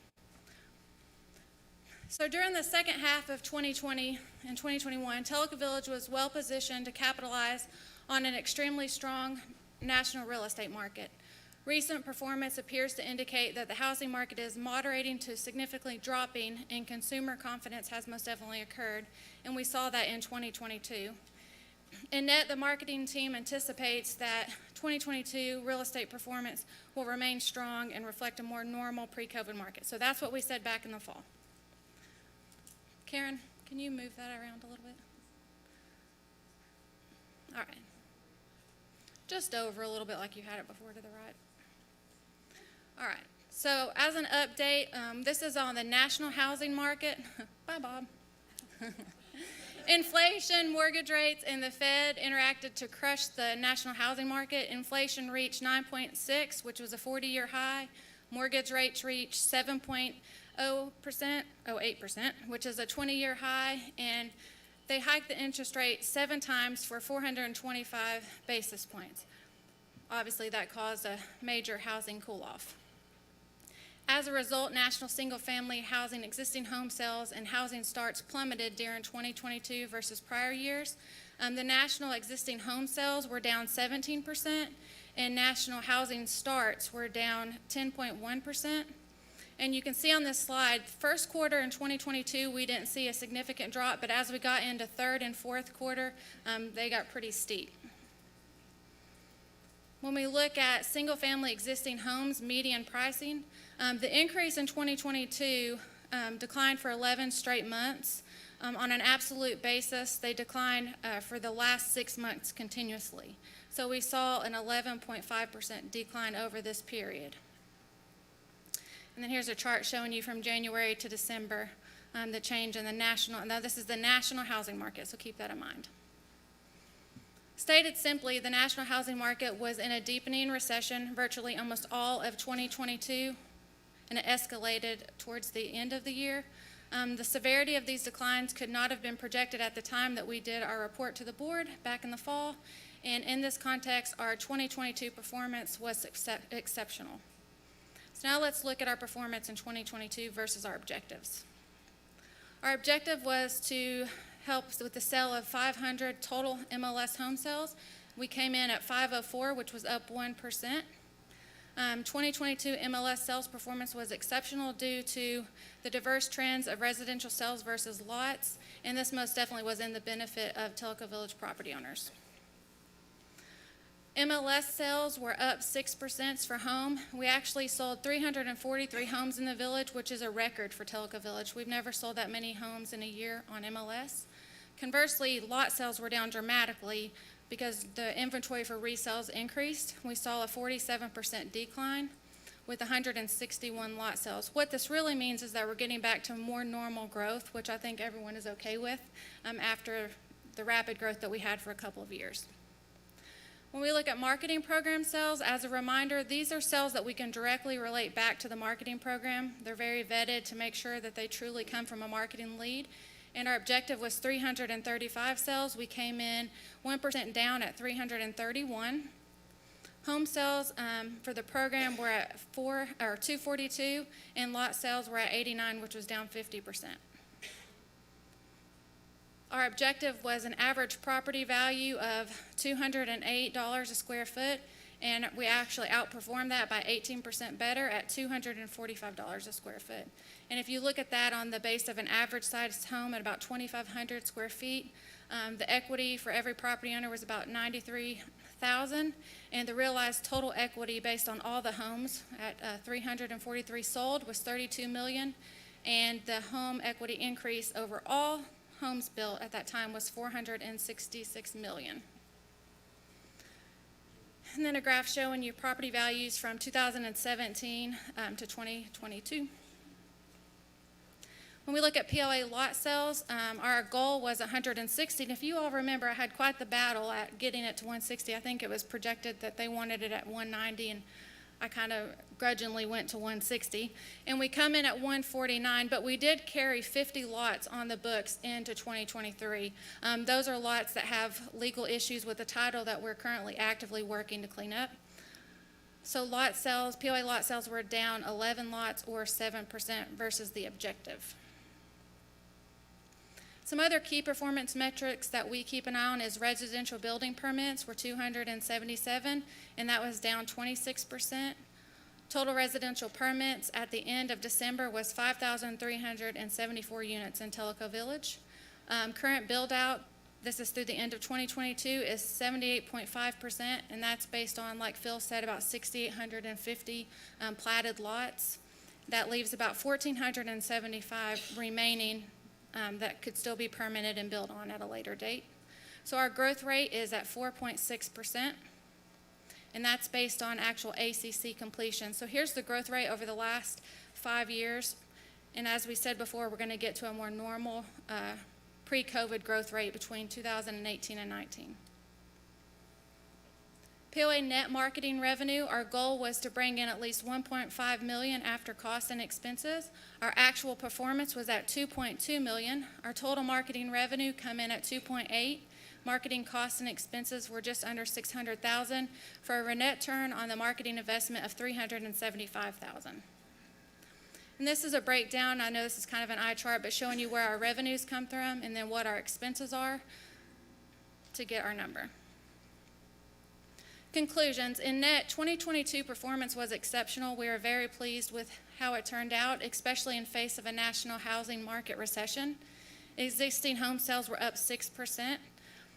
MLS lot and POA lot sale performance combined was down 50%. However, we're getting back to a more normal growth rate, which is good for the village.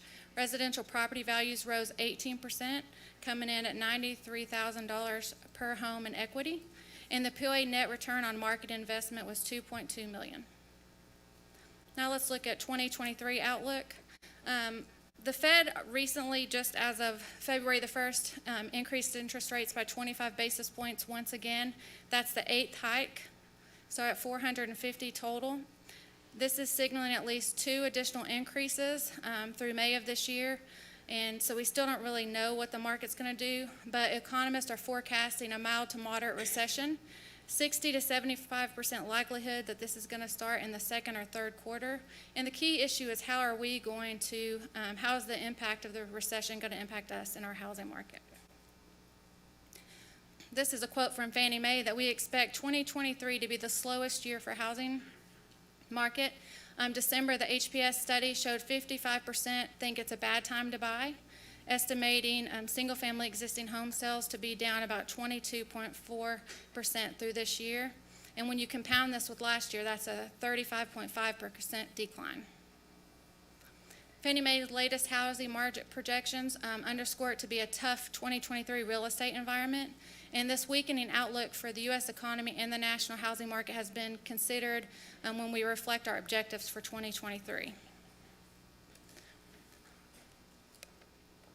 And just to reiterate what our objective is, our overall objective is to build awareness of Tellico Village's brand, its unique appeal and benefits among national, regional, in-state, and local target audiences, and are to influence the sale of Tellico Village homes, lots, and strengthen property values. I've said that a lot.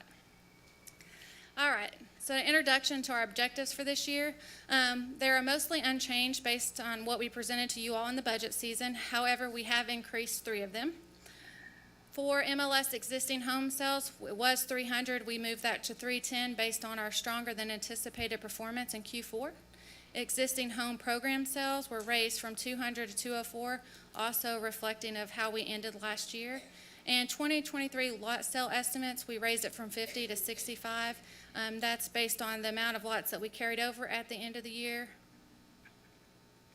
Our primary objective is to maximize property owner value by stabilizing existing home pre-COVID levels. So that's the 2018-19. A pronounced housing recession that began in early 2022 and a mild to moderate national economy recession that's forecasted. Existing home sales would be to deliver 2018 and 19 performance, so coming in at a minimum of 310 MLS, which will be down 9% versus last year, and program sales at 208, which is 67% of MLS sales total. To deliver 150 MLS lot sales during 23, and to maintain property values of at least $240 a square foot, which is just down slightly over what it has been. Our secondary objective is to maximize our market and incremental revenue. We do this through our partnership with realtors, POA lot sales, and assessment fees related to the program. POA lot sales, a minimum of 65 lot sales for this year, and an all-in return on investment to the POA of at least $1.5 million. Some key strategies is to upgrade our digital program as our core brand of support. We do this by leveraging increases in efficiencies on the back end. We launched a new Google Performance Max program recently, and then also we've had some recommendations for SEO by adding additional content on the website will make us show up better in search engines. Also, to continue to use our public relations initiatives to continue to build our national brand awareness and reputation, and we've had great success so far in first quarter. We had over 300 PR Newswire placements and an article in Brain Z magazine, and continue our relationship to build with editors and bloggers to get free placement. To expand effective marketing database, we have implemented and will start later on in the spring an email program to reach out to database leads to encourage them to come for a visit. And we will continue to monitor performance on a weekly and even daily basis as needed and make changes to make sure that we hit all of our objectives. And overall conclusions is Tellico Village fared very well in a difficult 2022 real estate market, and that is because we have a very efficient and carefully managed marketing program. During 2023, strong support of our program is in place. We have initiatives that are planned, and we're ready to make corrections as needed to make sure that Tellico Village stays ahead of the game. It's anticipated that Tellico Village will significantly outperform other national real estate markets during 2023. And now I'm going to hand it over to Joe.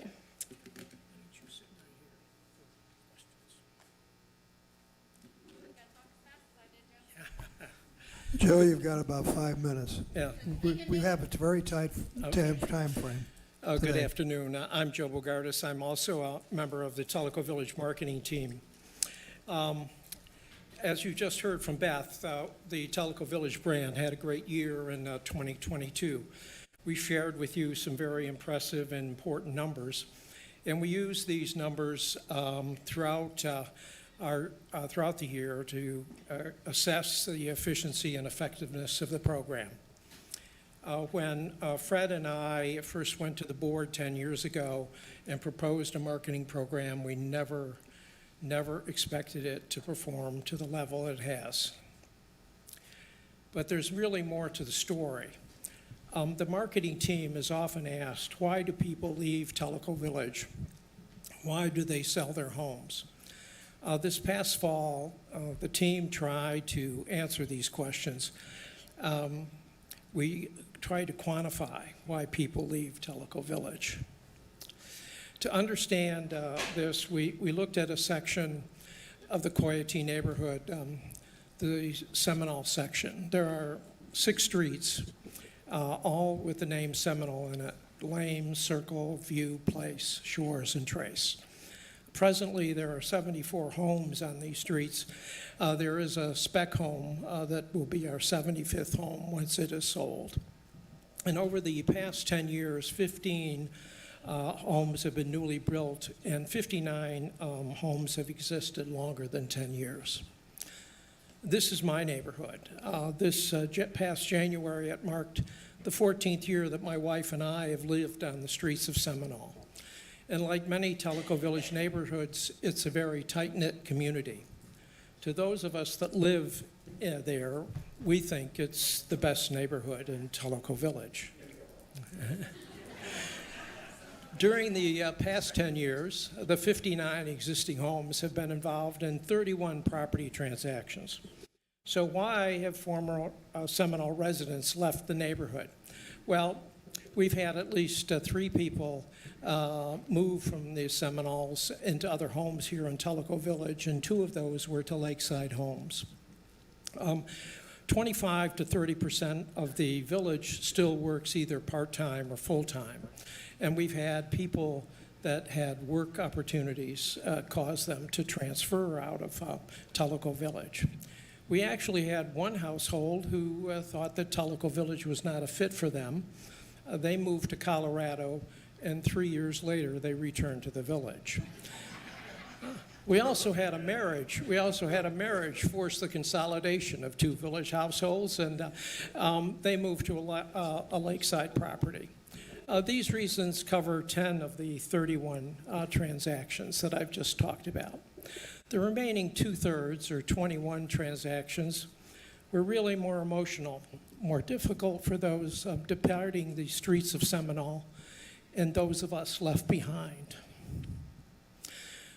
Let's look at and talk about Edith. Edith was one of, had a change in the structure of her household. She became a widow. She was one of 3 widows that left our neighborhood in the past 10 years. One moved in with their children, another one moved to a continuous care residential community, CCR, and a third moved into an independent living facility. A significant portion of the net worths of all these ladies were tied up in their Seminole homes. The proceeds from these real estate transactions underwrote these late life transitions. Then there was Connor and Irene. There was a change in the health of the household. Connor developed a heart condition and could not maintain the home. They moved to an assisted living facility, as well as 5 other Seminole couples. Because of these pressing health needs, all 6 couples needed to sell their homes quickly. They needed to get a fair price. Each of them had a critical need for the funds, and they were successfully sold their homes. Dan and Irene. Dan and Irene were 2 of the original members of the Seminole neighborhood. Reluctantly, they gave in to family pressure because their children wanted them to move closer to them so they could be in better caregiving proximity. They were one of 5 couples that were asked by their children to move closer. The sale of their Seminole homes. Joe, you have 1 minute left. I don't want to cut you short today, but we have a time frame. So I've got 3 slides left. I'm coming. you've got 1 minute left. The sale of the Seminole home covered the moves and new residents and more. There was Harry and Helen. They were one of 7 couples that that decided to downsize. All of these people were the original members of the neighborhood, and they lived on the streets of Seminole for more than 15 years. This was a difficult decision for these couples, and it was made easier because they sell their homes. These were 21 transactions, 2/3 of the neighborhood sales, on just 6 streets over a 10-year period in a small section of the community. There are more than 240 streets in Tellico Village, with 52% of the village being here less than 5 years. These 4 scenarios have played out in the village. The loss of a spouse, a change in the household health, children asking parents to move, downsizing. John, this is the human side of Tellico Village marketing. These are the real reasons Fred and I market Tellico Village, why we volunteer our time, to ensure you and our neighbors, our friends, can sell their homes for a fair price in a reasonable amount of time. We know from experience, many villagers need the proceeds from these real estate transactions to underwrite the next phase of their lives. Questions? Thank you, Joe. We're not going to have time for questions. We've got finance things to go over today. So we're just going to move right along. to capital funding's request. Marty, our CFO, has a lot of information, so we're going to be limited on questions with this too. So, Mickey, it's all yours. All the numbers this month were pretty good, so it should be fairly easy for us to go through. We added another 1.5 million to the reserve fund, so we're now at 17. There wasn't too much in the way of changes on the balance sheet, so we'll keep going. For this period, I apologize, it's kind of small. Revenues were almost at what budget, over what they were in prior year. The areas where we were down was the Kititi restaurant was closed for 2 weeks for some renovations, and the water and sewer installations were down a little bit for the period. Overall, our labor costs are pretty close in line. Operating expenses were down 100 and, can't even read the schedule from 100 and something thousand over this year, so, or over this month, so pretty good numbers. There weren't too many unusual, it was just across the board. Some of it is timing, some of it will catch up. Maintenance and some of the professional fees that we have will hit throughout some of these periods. So we'll see some of that come back, but overall, there was a pretty good job in controlling the cost for January. So net income from operations, $408,000. Below that, we had a few things that I want to draw your attention to. So interest income, we're at $57,000 for the month as opposed to budget of $41,000. And some of that is market driven. Everybody knows that the interest rates in the market are higher, and so we're taking advantage of that. But some of it also is a direct line for us trying to push every dollar we can into a reserve fund where we're earning that 4.5%. We had some average funds last year that of $2 million that were left in the operating account, and so we've carved that back down to about $1 million, so that's an additional funds that's available for us to earn some interest on. The interest expense line that's in there is incorrect. There was an amount that got booked, and we'll correct that in February. I want to back up just a little bit up into the cost of sales. You'll see that that number looks a little high. The tanks that are purchased for the utility installations are not inventoried, so we expense them as we buy them. And so this period, there was some additional cost where we purchased some tanks in there. Is that right? Yeah. Is there something I should look at? What's the turnover of those tanks? If you have them on, their turnover's less than a year? It's probably less than that. Okay. Yeah. So it's something we probably should look at as far as inventorying to even out our revenue flows. It's just farther down on my list of things to get to right now. General ops, not too much there to really talk about. All the numbers, as we said before, were pretty close. And the revenue, the interest income and expenses are mostly from this section. Golf rounds were up over budget and certainly over last year in spite of the cold weather, which was kind of interesting. 4,000 compared to that 3,400 on the budget. Conversely to that, our revenue for golf is down this period. So we've got something to go in and jump in and try to figure that out. I think that as they built the budget, there were some errors in some of the formulas, and Adam pointed this out to me right about the time we were finalizing it, and I didn't get it incorporated. So we're going to go back through that, and we'll be able to present what those variances are and why they are. In this case, they look a little odd. For rounds to be up and revenue to be down doesn't exactly make some sense in there. Can you go back to that rounds report real quick? Yep. It'd be helpful for me if you broke those rounds down between rounds that are from annualized memberships and what I call paying rounds, daily. Yeah, as we get to this report, we're going to expand some of that. I've got a meeting scheduled with golf tomorrow, so we'll add that detail to it as well. Rec memberships continue to be up, 1,328 in January for households and 702 for the individuals. So really good numbers. Rec has had another really good month. We had some positive numbers in the revenue side. Costs were in keeping with where we thought they would be, or labor is in line, down a little bit. So our total on that net income line is below the budget. Public Works, as I mentioned before, the cost of sale on those tanks is a little odd. Revenues were off a little bit also from the sales of those tanks. Overall operation costs are down by about $90,000, and a big piece of that is in our maintenance. Maintenance and services line is probably harder to predict, and so there's going to be some timing issues that flow through that. I don't know that we'll see any necessary savings yet in those groups, but for this report, for this 1 month of January, there were some amounts below budgets.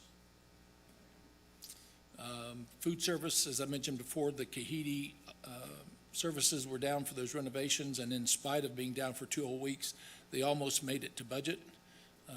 All of their costs seem to be closely in line. There's some things that we'll look at. Hard to get a real good prediction on a single month, but we'll start looking at some trends and comparing some of that to prior years as well. Docks, lending a positive number to the overall P&L. Revenues are solid. Our repair costs were down. So we ended up with a positive net income of $29,000, adding back in the depreciation and a positive surplus of $44,000. The commercial group, this is the village and all of the units that are there, fully leased out. The revenue coming in with the expenses that we had there left us with another positive line of $7,000. Adding back depreciation put us $14,000 towards contributing to a surplus for the period. These are the funding requests, the capital reserve funds for the period. I do want to mention that there's several others that we had turned in close to the time of the FAC meeting. They were missing some signatures and a little bit of the documentation, so we didn't include them here. I would like to finalize them and get them submitted out to the board for approval outside of this meeting. We don't want to allow them to go another 30 days before we get approvals to that. Mostly is in the area of golf, but there's a big one in the food service as well. So within this, the only one that really needs board vote, I believe, is the meters. It was originally budgeted at $450,000. There's two parts of it, and so you'll see two applications within there, one for the meter and one for the technology, and it totals up right at that $449,000. Well, actually, there's 4 of these that require board approval, because 2 of them are outside the 10% overrun. Correct. I'm sorry. And one of them You're right. is something that's not in the budget. Correct. So, I'm sorry, this schedule does reflect the variance, and so anything outside that 10% does need board approval.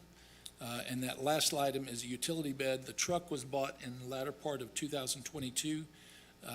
The bed, it was ordered, but it was not able to be installed until this period, and so this $15,000 has been requested, and it's not on the 2023 budget. The other item is, in the past, anytime projects were funded from reserve funds, it required board approval. that's true. And that's something we may want to look at, because there are a couple of items that will be coming for golf that are like 10, 11,000. They're well within Chet's authority, but they're all being funded out of the reserve funds. So since we now have changed what we consider reserve funds, we may want to take a look at that policy on when the board really needs to approve an $11,000 capital project. Yeah, it didn't work that way before, but now it does. So, well, let's just run down them. I'll make a motion to approve the expenditure of $449,332 for the purchase of 1,000 water meters and the Smart Earth technology reading devices. Second. Any discussion? I moved, let's move to a vote then. All those in favor? The second one, the trailer for the mini excavator, does not require Board action is within CEO approval and budget. The utility bed for the F-350, the motion is to approve the unbudgeted expenditure of $13,591 for the purchase of a utility bed for our 2022 F-350 cabin chassis. Is there a second to that motion? Okay. Couple of quick comments on that.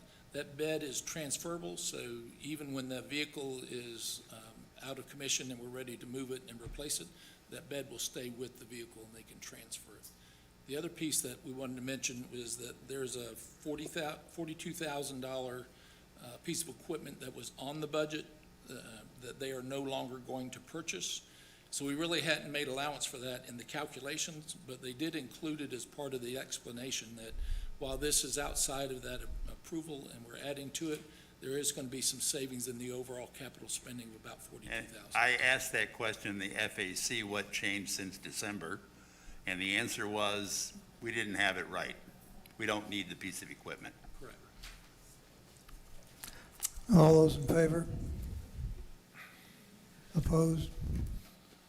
Well, now that we voted on that, let me make a quick comment. And again, this is a huge, huge culture change, and for those who have not been involved in this for the last few years, I want to tell you and Chet, Finance Advisory Committee, Public Services Advisory Committee, Golf, Public Works, how much I appreciate you running these through to get the approvals and the signatures on here. It makes it so much easier to know that the recommendation has been made by all these property owners serving on these committees, as well as you guys. Thank you very much.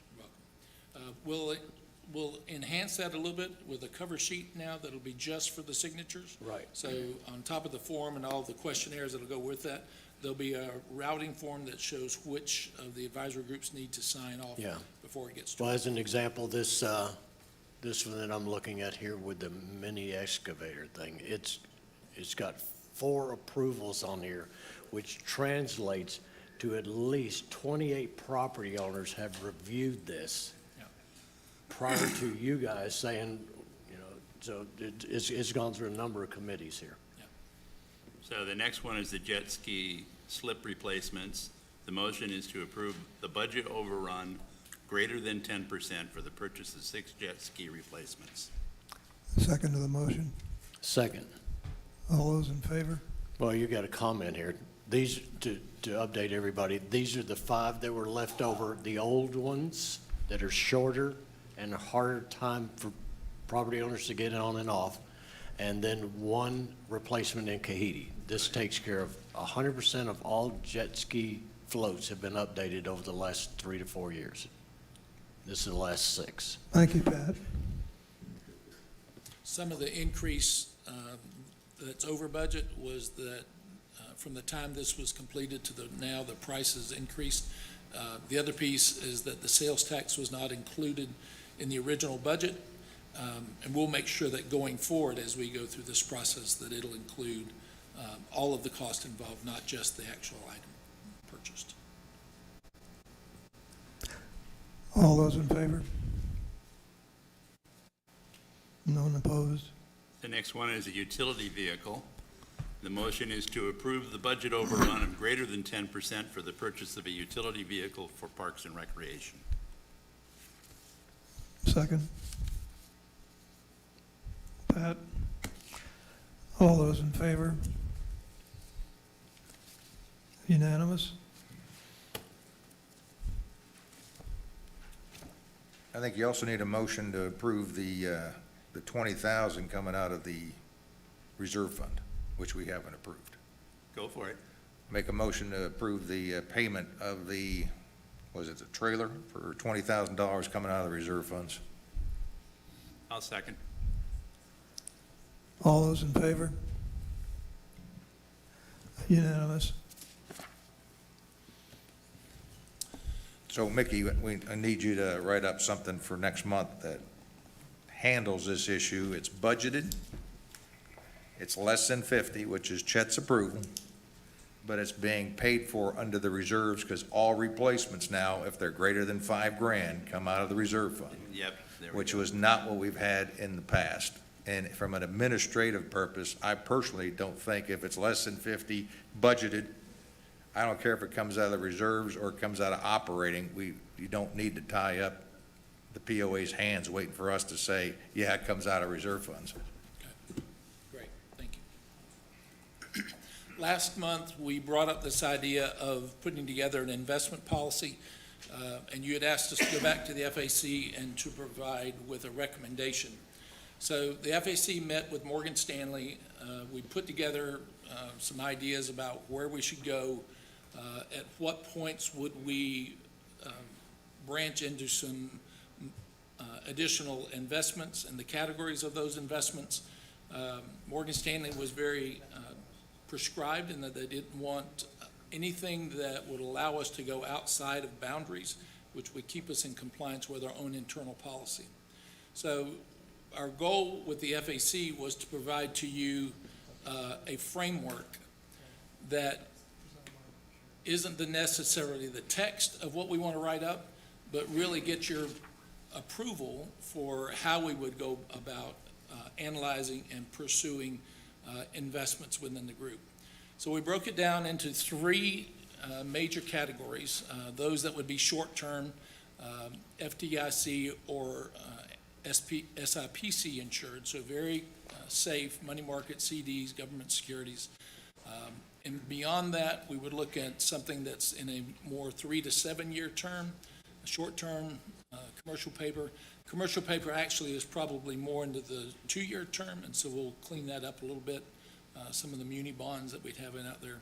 And then if we had excess funds that were going to be beyond the need of over a 7-year period, we would like to put them into something that's going to yield a higher value, either some short-term or midterm, either S&P equity index funds or some mutual funds. And then anything beyond that scope of investment categories is going to be listed as prohibited. We would never be able to go into any of those. I wanted to go into crypto, but nobody wants to let me do that. So we'll put that into prohibited. Thanks, Sam. Group. If you could drop that window down, there's some text behind that I want to touch on just a little bit. Some of the things that we were looking for from an objectives as we built this was to preserve principle. Never put us into a situation where we have opportunities to lose our principle. To maintain the liquidity we need in order to fund the reserve requirements, and nothing more than that, because if we can keep anything beyond the scope of that, we can earn these higher rates of return. We would probably try to keep them in the highest markets that are there. We would mitigate, hopefully, some inflation factors. I don't know that we would ever wipe it out, but we certainly hope to try to catch up on some of that. There's a ladder strategy where we would have investments at different time periods, so there's money constantly rolling out of the investment and into our reserve funds, which allows for some of that liquidity. The FAC is now going to get a report of all of the investments, what they've earned, where we are in the terms, what amount of reserve funds we can need over the next periods, and they'll have that as a review. And the consensus of the FAC was to then change this from an annual board review, but to actually make that same presentation to the board every quarter. Which is required because we're fiduciaries, and Right. the FAC is not. Correct. So if you could slide that window back to the right for me one more time. CFO would give me the latitude to operate any of the investments within that 2-year, very secure, very safeguarded investments. If we moved anything into that 3 to 7 year, then I would get Chet involved. Anything that goes into that greater than 7 years has to be done by FAC and then ultimately to the board approval. So you would know everything that's going to be in there and have full approval process on anything in that line. So with that in mind, they came up with this idea that we would calculate 200% of what the current year's budgeted CapEx needs are. And we would subtract out from that whatever the 2 years contributions that we hope to get to. And if we apply that to our current model, we take $3 million, we add this 200% minus, and it says that we need $2.6 million in order to satisfy this criteria. And we would keep that amount in a 2-year, very safe, very secure set of investments. As we move into that 3 to 7, we said, well, okay, 100% of what might be needed in the 3 to 7 year category. And if we do that, we take another 3 million and we add to that the contributions and the spending, which is that 68 million minus 61, means that we would have to maintain 9.9 million under this midterm category.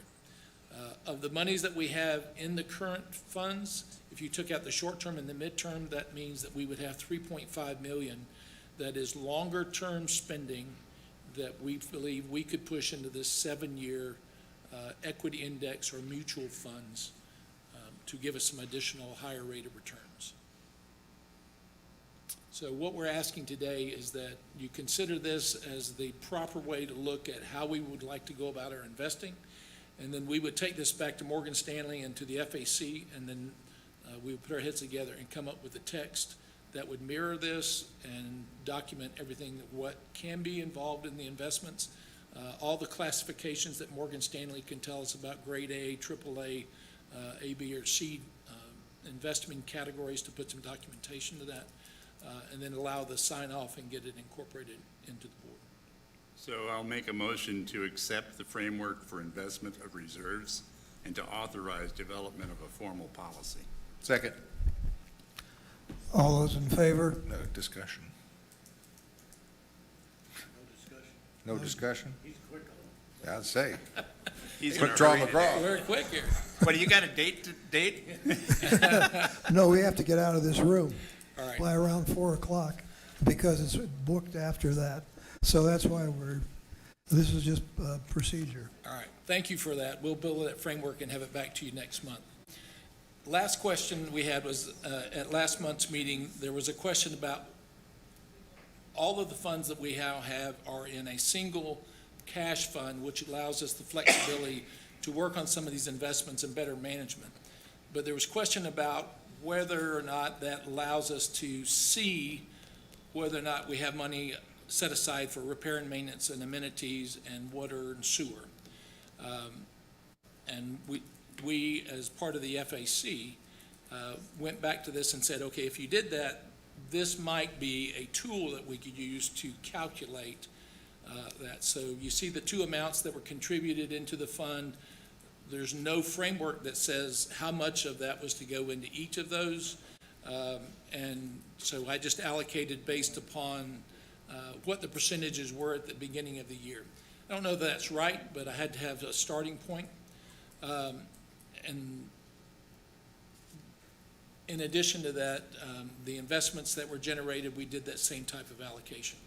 But at the end of that, it raises the question of, it says that we now have 2.9 million in the water and sewer category, but we know that going into this year, there's going to be about 5 million in the expenditures going out on this water and sewer.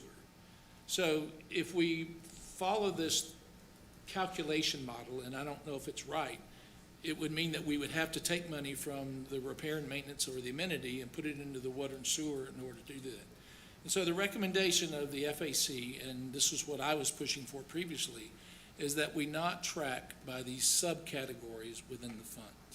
The money is there, and for whatever reason it needs to be expended, we have an approved budget that the board has seen in detail and has approved, and the money is only going to be going out in regards to those items, or we'll have a hand in modifying that if needed. And so the recommendation is that we not go through the hoops of trying to do these subcategory calculations, only because I don't think they add any value. And the same token is we don't really have a defined line of that, of keeping money within an account. If you have the capability of move it, it kind of refutes that. I have at least one exception. I figured you would. Yeah. We've received insurance proceeds to build tenacity. Correct.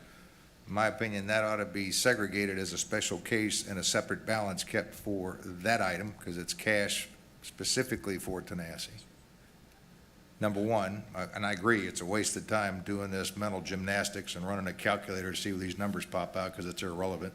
Number two, is if the board ever decides that we're going to set up a specific portion of the monthly assessment to fund a project, that those funds be classified separately.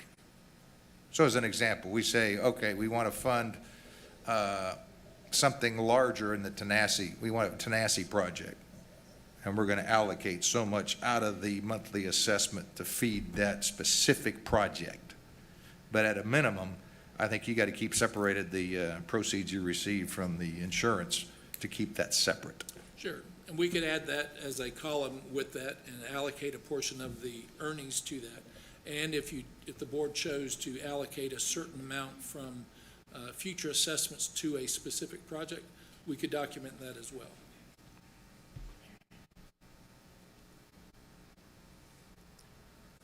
Well, we have a motion on the floor. You need to amend the motion. No? Okay, all right. So from here, this is just information?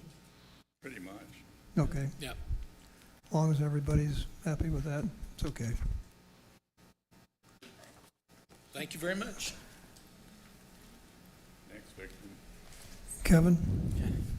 Okay, the board wanted me to provide a brief update on the topic of short-term rentals in Tellico Village. This is obviously a very complex issue. We unfortunately have a very limited amount of time today, as we still have a number of, or at least another presentation on the schedule. So unfortunately, I don't think we're going to be able to engage in any discussion or question and answer.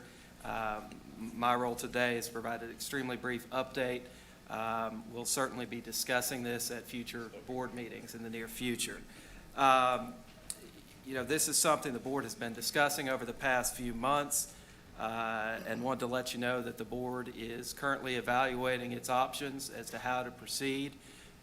It certainly is looking at potential rules and regulations, at new permit requirements, new fees, and possible enforcement mechanisms. The board is still evaluating this, is still working on this, and has not made any final decisions. Certainly the board will work with the ACC as part of this process, and the board will also publish and make open further discussion about the topic.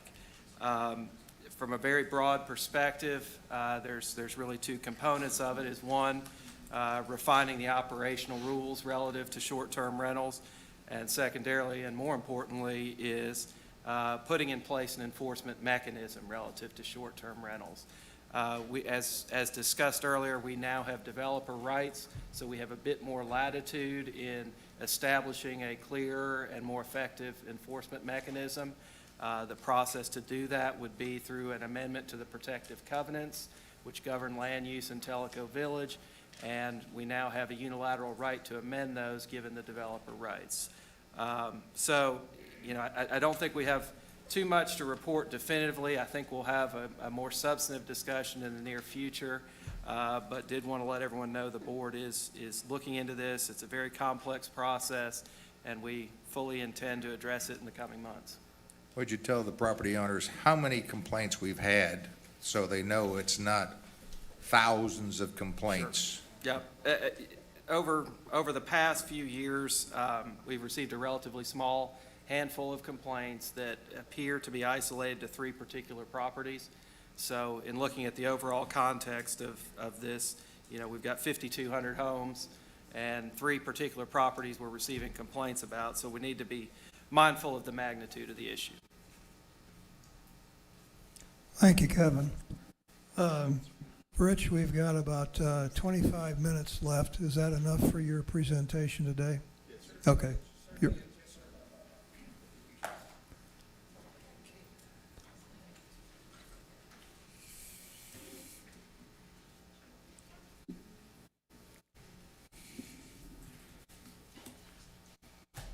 Well, good afternoon, everyone, and to the POA Board, thank you for allowing us to have this opportunity today. We sincerely appreciate it.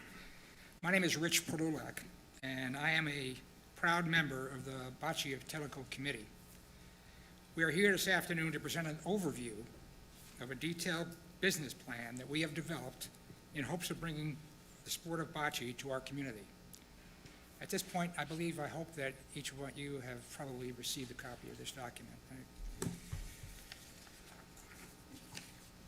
Along with me today are committee members back here, Christian Rizura, Mark Segala, Lindsay Tobin, Sandra Bridges, and unfortunately, two of our members, Al Dakota and Tina Risley, were unable to attend this session today.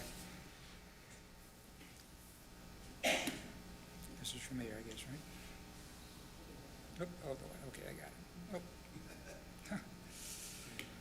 Okay, before I go further, allow me to read our mission statement. From the very beginning, the Bocce Committee will enhance, oh boy, I don't get that. The Bocce Committee will enhance the quality of life for Tellico residents by providing them with an active bocce club. The bocce is an alternative recreational facility that does not demand the level of physical effort as other sports currently available. The business plan that you have before you represents the culmination of 7 months of effort and dedicated effort by this committee.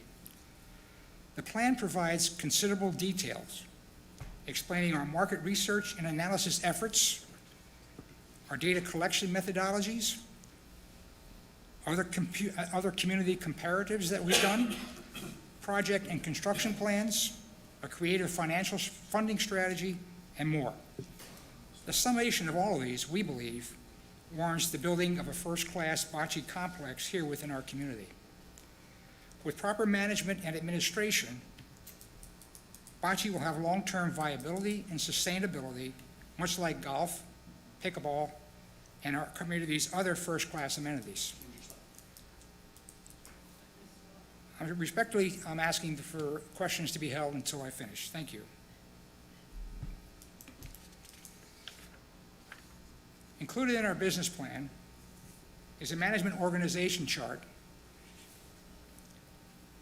of our proposed bocce club of Tellico Village. We are prepared to formalize the bocce club following the POA approval of our proposed plan. This structure will include 9 members, along with a detailed list of roles and responsibilities for each position, inclusive of financial oversight, membership coordination, event planning, our website, funding of the program, scheduling, to name a few. In addition to our own funding strategies, which are also elaborated in the plan that you have before you, we are requesting Timeless Tellico Foundation to serve as our fiscal agent. We plan to work closely with the foundation to develop specific roles and responsibilities between us. This slide here depicts our bocce program description. You will note we are proposing 4 professionally designed courts on less than 1/3 of an acre. Courts will be constructed with professional grade materials to sustain long-term durability, low-cost maintenance, and drainage. Pavilions with benches for more comfortable seating, exterior lighting for evening play, retractable handicap ramps, all customized on available space that we hope can be provided.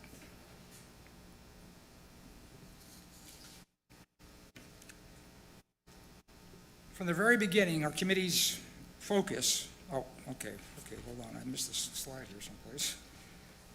Okay, yeah. Here is an illustration of the 4-court program. A fold-out of this design is included within your booklet, giving you a bigger picture of this. Our courts are planned to be 12 feet by 25 by 75 in length, and we're proposing 4 10 by 20 pavilions at the ends of each of 2 courts. Again, with high-performance lighting fixtures that are designed to look down and cover all 4 courts for seasonal evening play. From the very beginning, our committee's focus was on these 3 premises. Community benefit. This includes our current residents and the benefit that Tellico Village at large will enjoy having bocce as a part of our amenity offerings. Second, low cost of membership. We wanted to develop a unique and creative financial approach that would provide all of our residents with an opportunity to engage in a fun sport at a very low cost to participate. Third and finally, we are recommending high-quality courts, a first-class amenity. Let's do this once, and let's do it right. By way of our marketing efforts, we have collected the names and emails of over 940 residents with interest in making bocce a reality here in Tellico. This number represents greater than 10% of our community. Of these residents, some have already pledged in excess of $17,000. This number represents approximately 9% of the proposed construction costs. This is a terrific start for our program. How do we gather this information?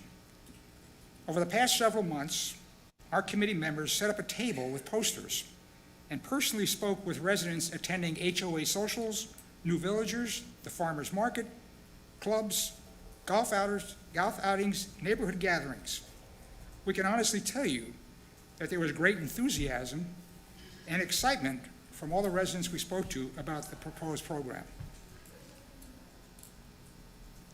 We will continue to do this with press releases about our progress, our website, Telegram, Facebook, network, TVN, collateral materials, promotional products, and biannual newsletters and more. That's how we will continue the Bocce brand going forward.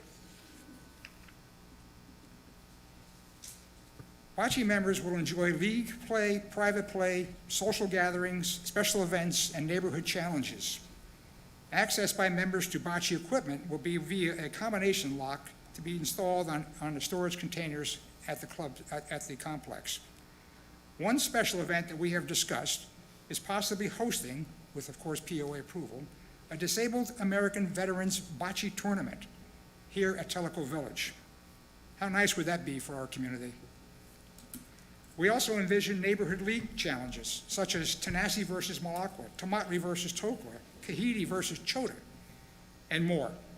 These are great social opportunities for our residents to make new friends while having fun at the same time. A brief look at our financial projections. Year one, we are requesting Timeless Tellico contribute a minimum of $100,000 through our strategic funding strategy, which is detailed in our business plan. Our Bocce committee will support, with support from Timeless Tellico, will be challenged to raise an additional $109,000. Again, $17,000 of that is already pledged.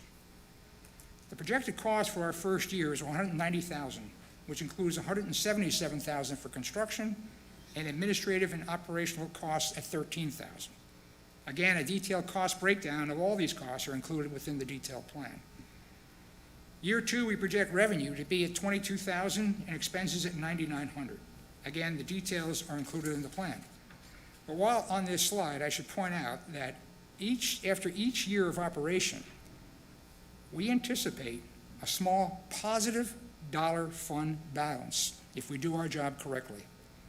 These funds will be used to support the following year's administrative and operational expenses. So in summary, why Bocce? Community benefit now and into the future. Low-cost membership for residents. High-quality courts. No impact on POA fees. A strategic funding plan to support the Bocce complex and program going into the future. A first-class amenity added to our community. Bocce is a game for all. Bocce is a value-added, affordable amenity that frankly all Tellico residents can play regardless of their age or physical constraints.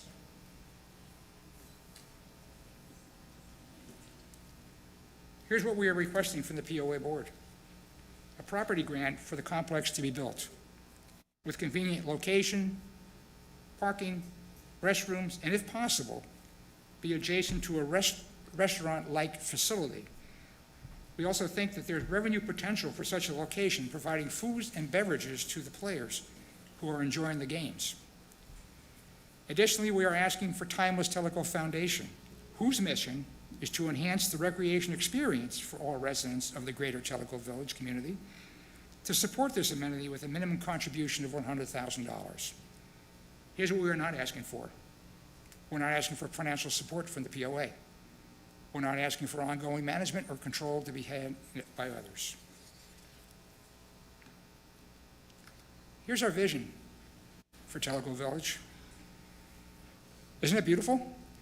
This type of complex could be used right here in Tellico Village, and something that we can be very, very proud of as residents, and a nice amenity for our community. We can do this. Let's work together and make it happen. That's it. Thank you very much. Thank you. Appreciate the proposal. Thank you. Any questions? Yeah. I was hoping to have some questions. Yeah. What? Oh, yeah, I know, yeah, so I'm gonna just knock off a couple here. I was kind of confused on a couple, and I marked them with a W on the top, let me find. So one place in your book on page 4, it says, where did it say that? As follow-up to the shelter construction committee reached out to TV Woodworking Club to determine if they would consider building shelters for our course. After consideration, it indicated they would assist a general contractor as built plans for the requirement. They would not undertake the project on their own. Then later on in here, you rely, in your documentation, you rely heavily on the Woodworkers Club. So, Okay, let me clarify that. Okay, in our budget plan, we plan for new pavilions to be constructed, not through in-kind services from within Tellico Village.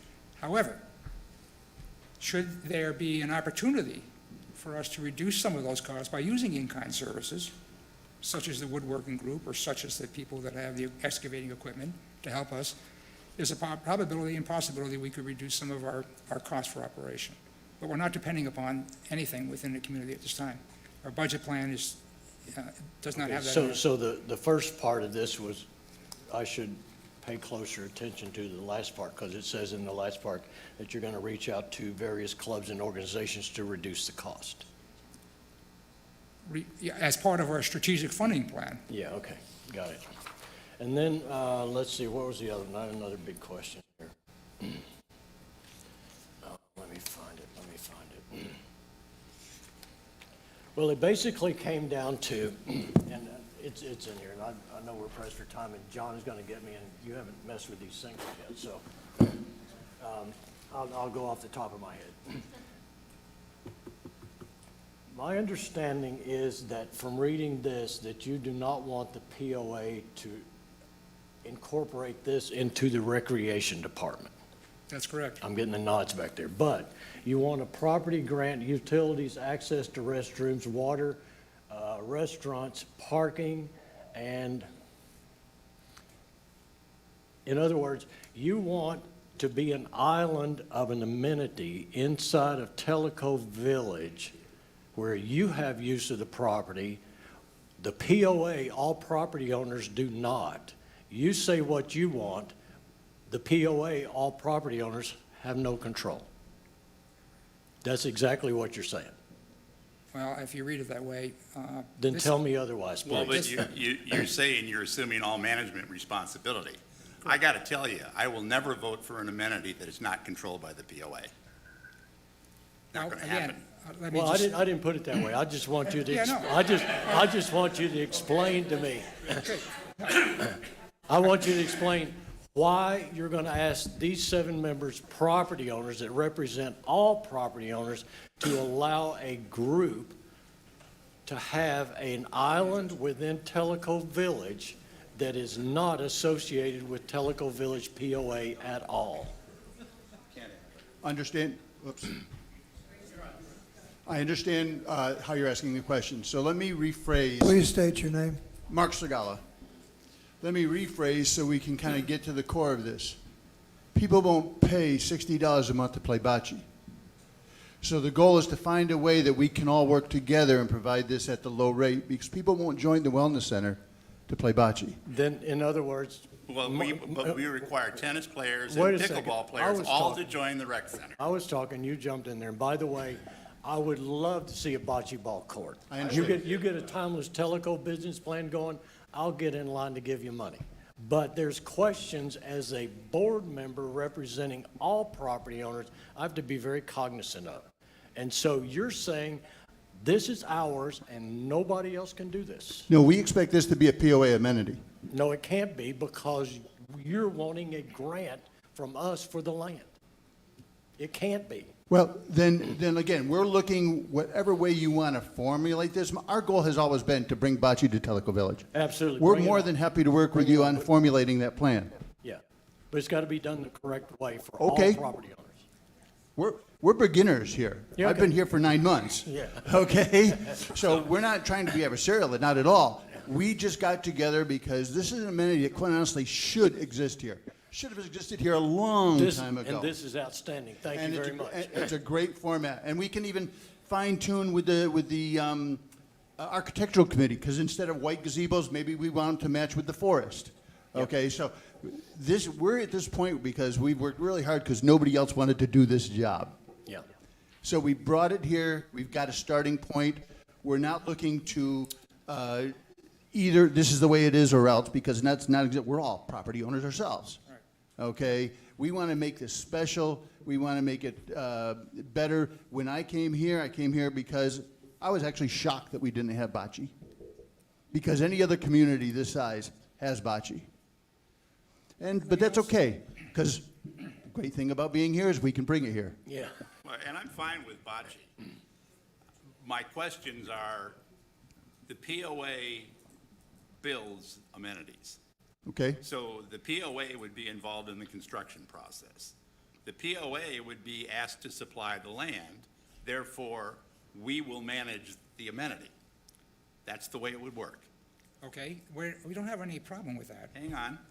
So, Carla, I'm going to ask you directly. Have you committed to raise $100,000 for them? No. You have not. Have you committed to be their CFO, which, by the way, isn't in your charter?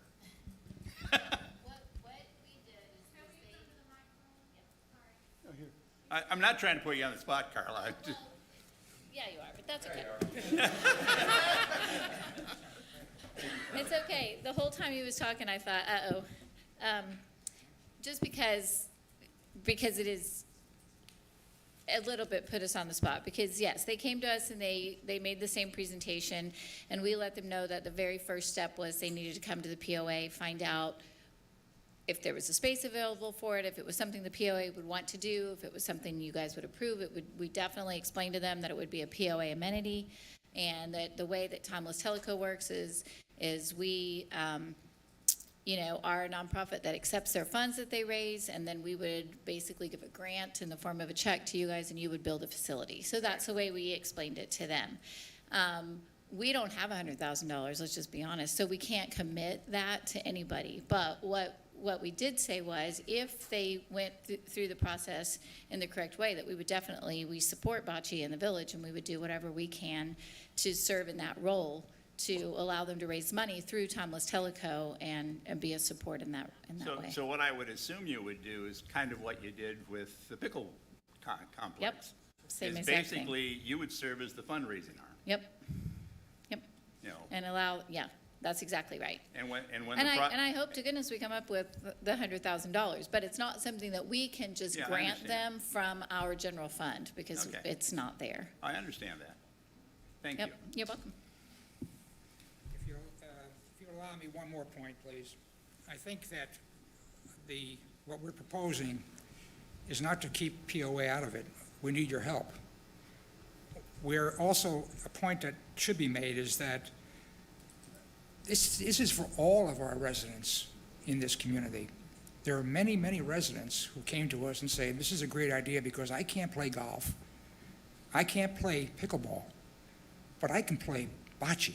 Rich, you sold us on that. We don't have an issue with I that. understand that. So it's for the entire community's benefit. All we're trying to Absolutely. do is put the proposal on the table, let's figure out a way to do it. Absolutely. And what we would like for you to do is to go back and address, through Timeless Tellico, how do they help you raise the money?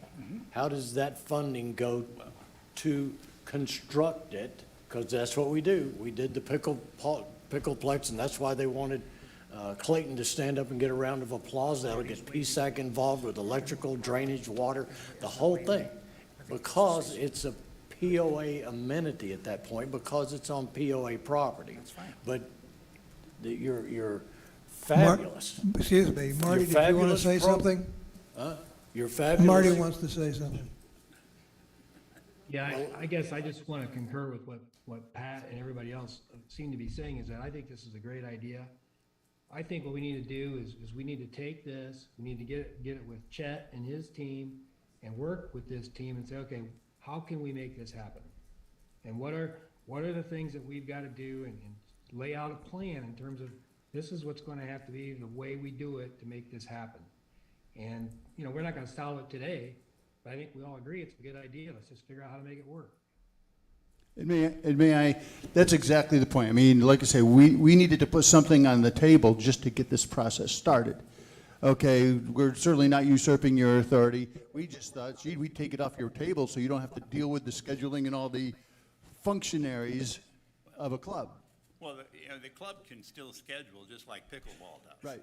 But the management of the amenity has to be in the hands of the POA. We understand. Any further comments today? Yeah, I had a question. How is this not parallel to the dog park? The dog park is a 501c3 corporation, and we granted them a lease, which we're allowed to do under the declaration. Okay, could these guys do that? I'm just asking the question.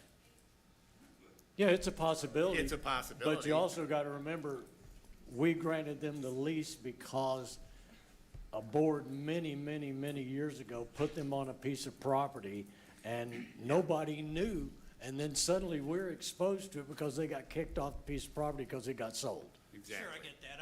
I'm hearing that the major objection is, we do amenities, we're the POA, we're gonna run this, and that's fine. You're making it sound like a But bad guy. there already is one exception that sets a precedent, that's all. Oh, you're And exactly you also right. got to realize, Bob, that there are some liabilities associated with a dog park that aren't associated with our other amenities. And by the way, they are actually covered in the lease. Christian, Sure. I'm a member of the Bocce committee. My name is Christian Wolchera. I have a question. If the dog park became a 501c3, then you leased them the land. If our organization were to become a 501c3, would you give us the land? Probably not. What I'm asking that you get back with the appropriate Timeless Tellico, Chet, Finance Advisory Committee, Mickey, whoever, and research all of these questions that we've been asking. Between the group of you, you should come up with an answer or a best fit. And then you come back to a group of people, and I don't think that we're all objecting to bocce ball in Tellico Village. No, It's actually, just- I'd like to see it. Yeah, it's just got to be done a proper manner. I understand. Okay. Thank you. Ladies and gentlemen, we're at the No, four- one more. There's a one more board member that question. wants to talk. We're at the 4:15 mark now. Hi, my name is Lindsay Tobin. I'm also on the Bocce committee. So another thought as an example. Again, we really want to work together to make this happen. We're not trying to draw any lines in the sand, and I think the first impression I had from what you said is you felt like we were drawing a line in the sand. Well, I think- you were actually saying you were going to manage the Well, facility. one of the primary purposes is what we don't want is to say, okay, then you have to be part of the wellness center, and everybody who joins the Bocce Club has to become a member of the wellness center and pay that, because that is our line in the sand. Sure. Okay? Understood. So That's one of the It may issues that not has to be be resolved. something we can cross. I mean, we've required every other Okay. club to But join we- the rec center. No. So we have a kayaking, Soggy Bottoms. We also just created some ways for kayaks to get down to the waterfront, and land was allocated so That that land kayaks wasn't could ours. get. It's not ours, it belongs to TRDA. It belongs to TVA. TRDA. Yeah, manages it. that was built on land that does not belong to Tellico Village, and we did not support the project. I just had a question, because my name's Teresa Beals.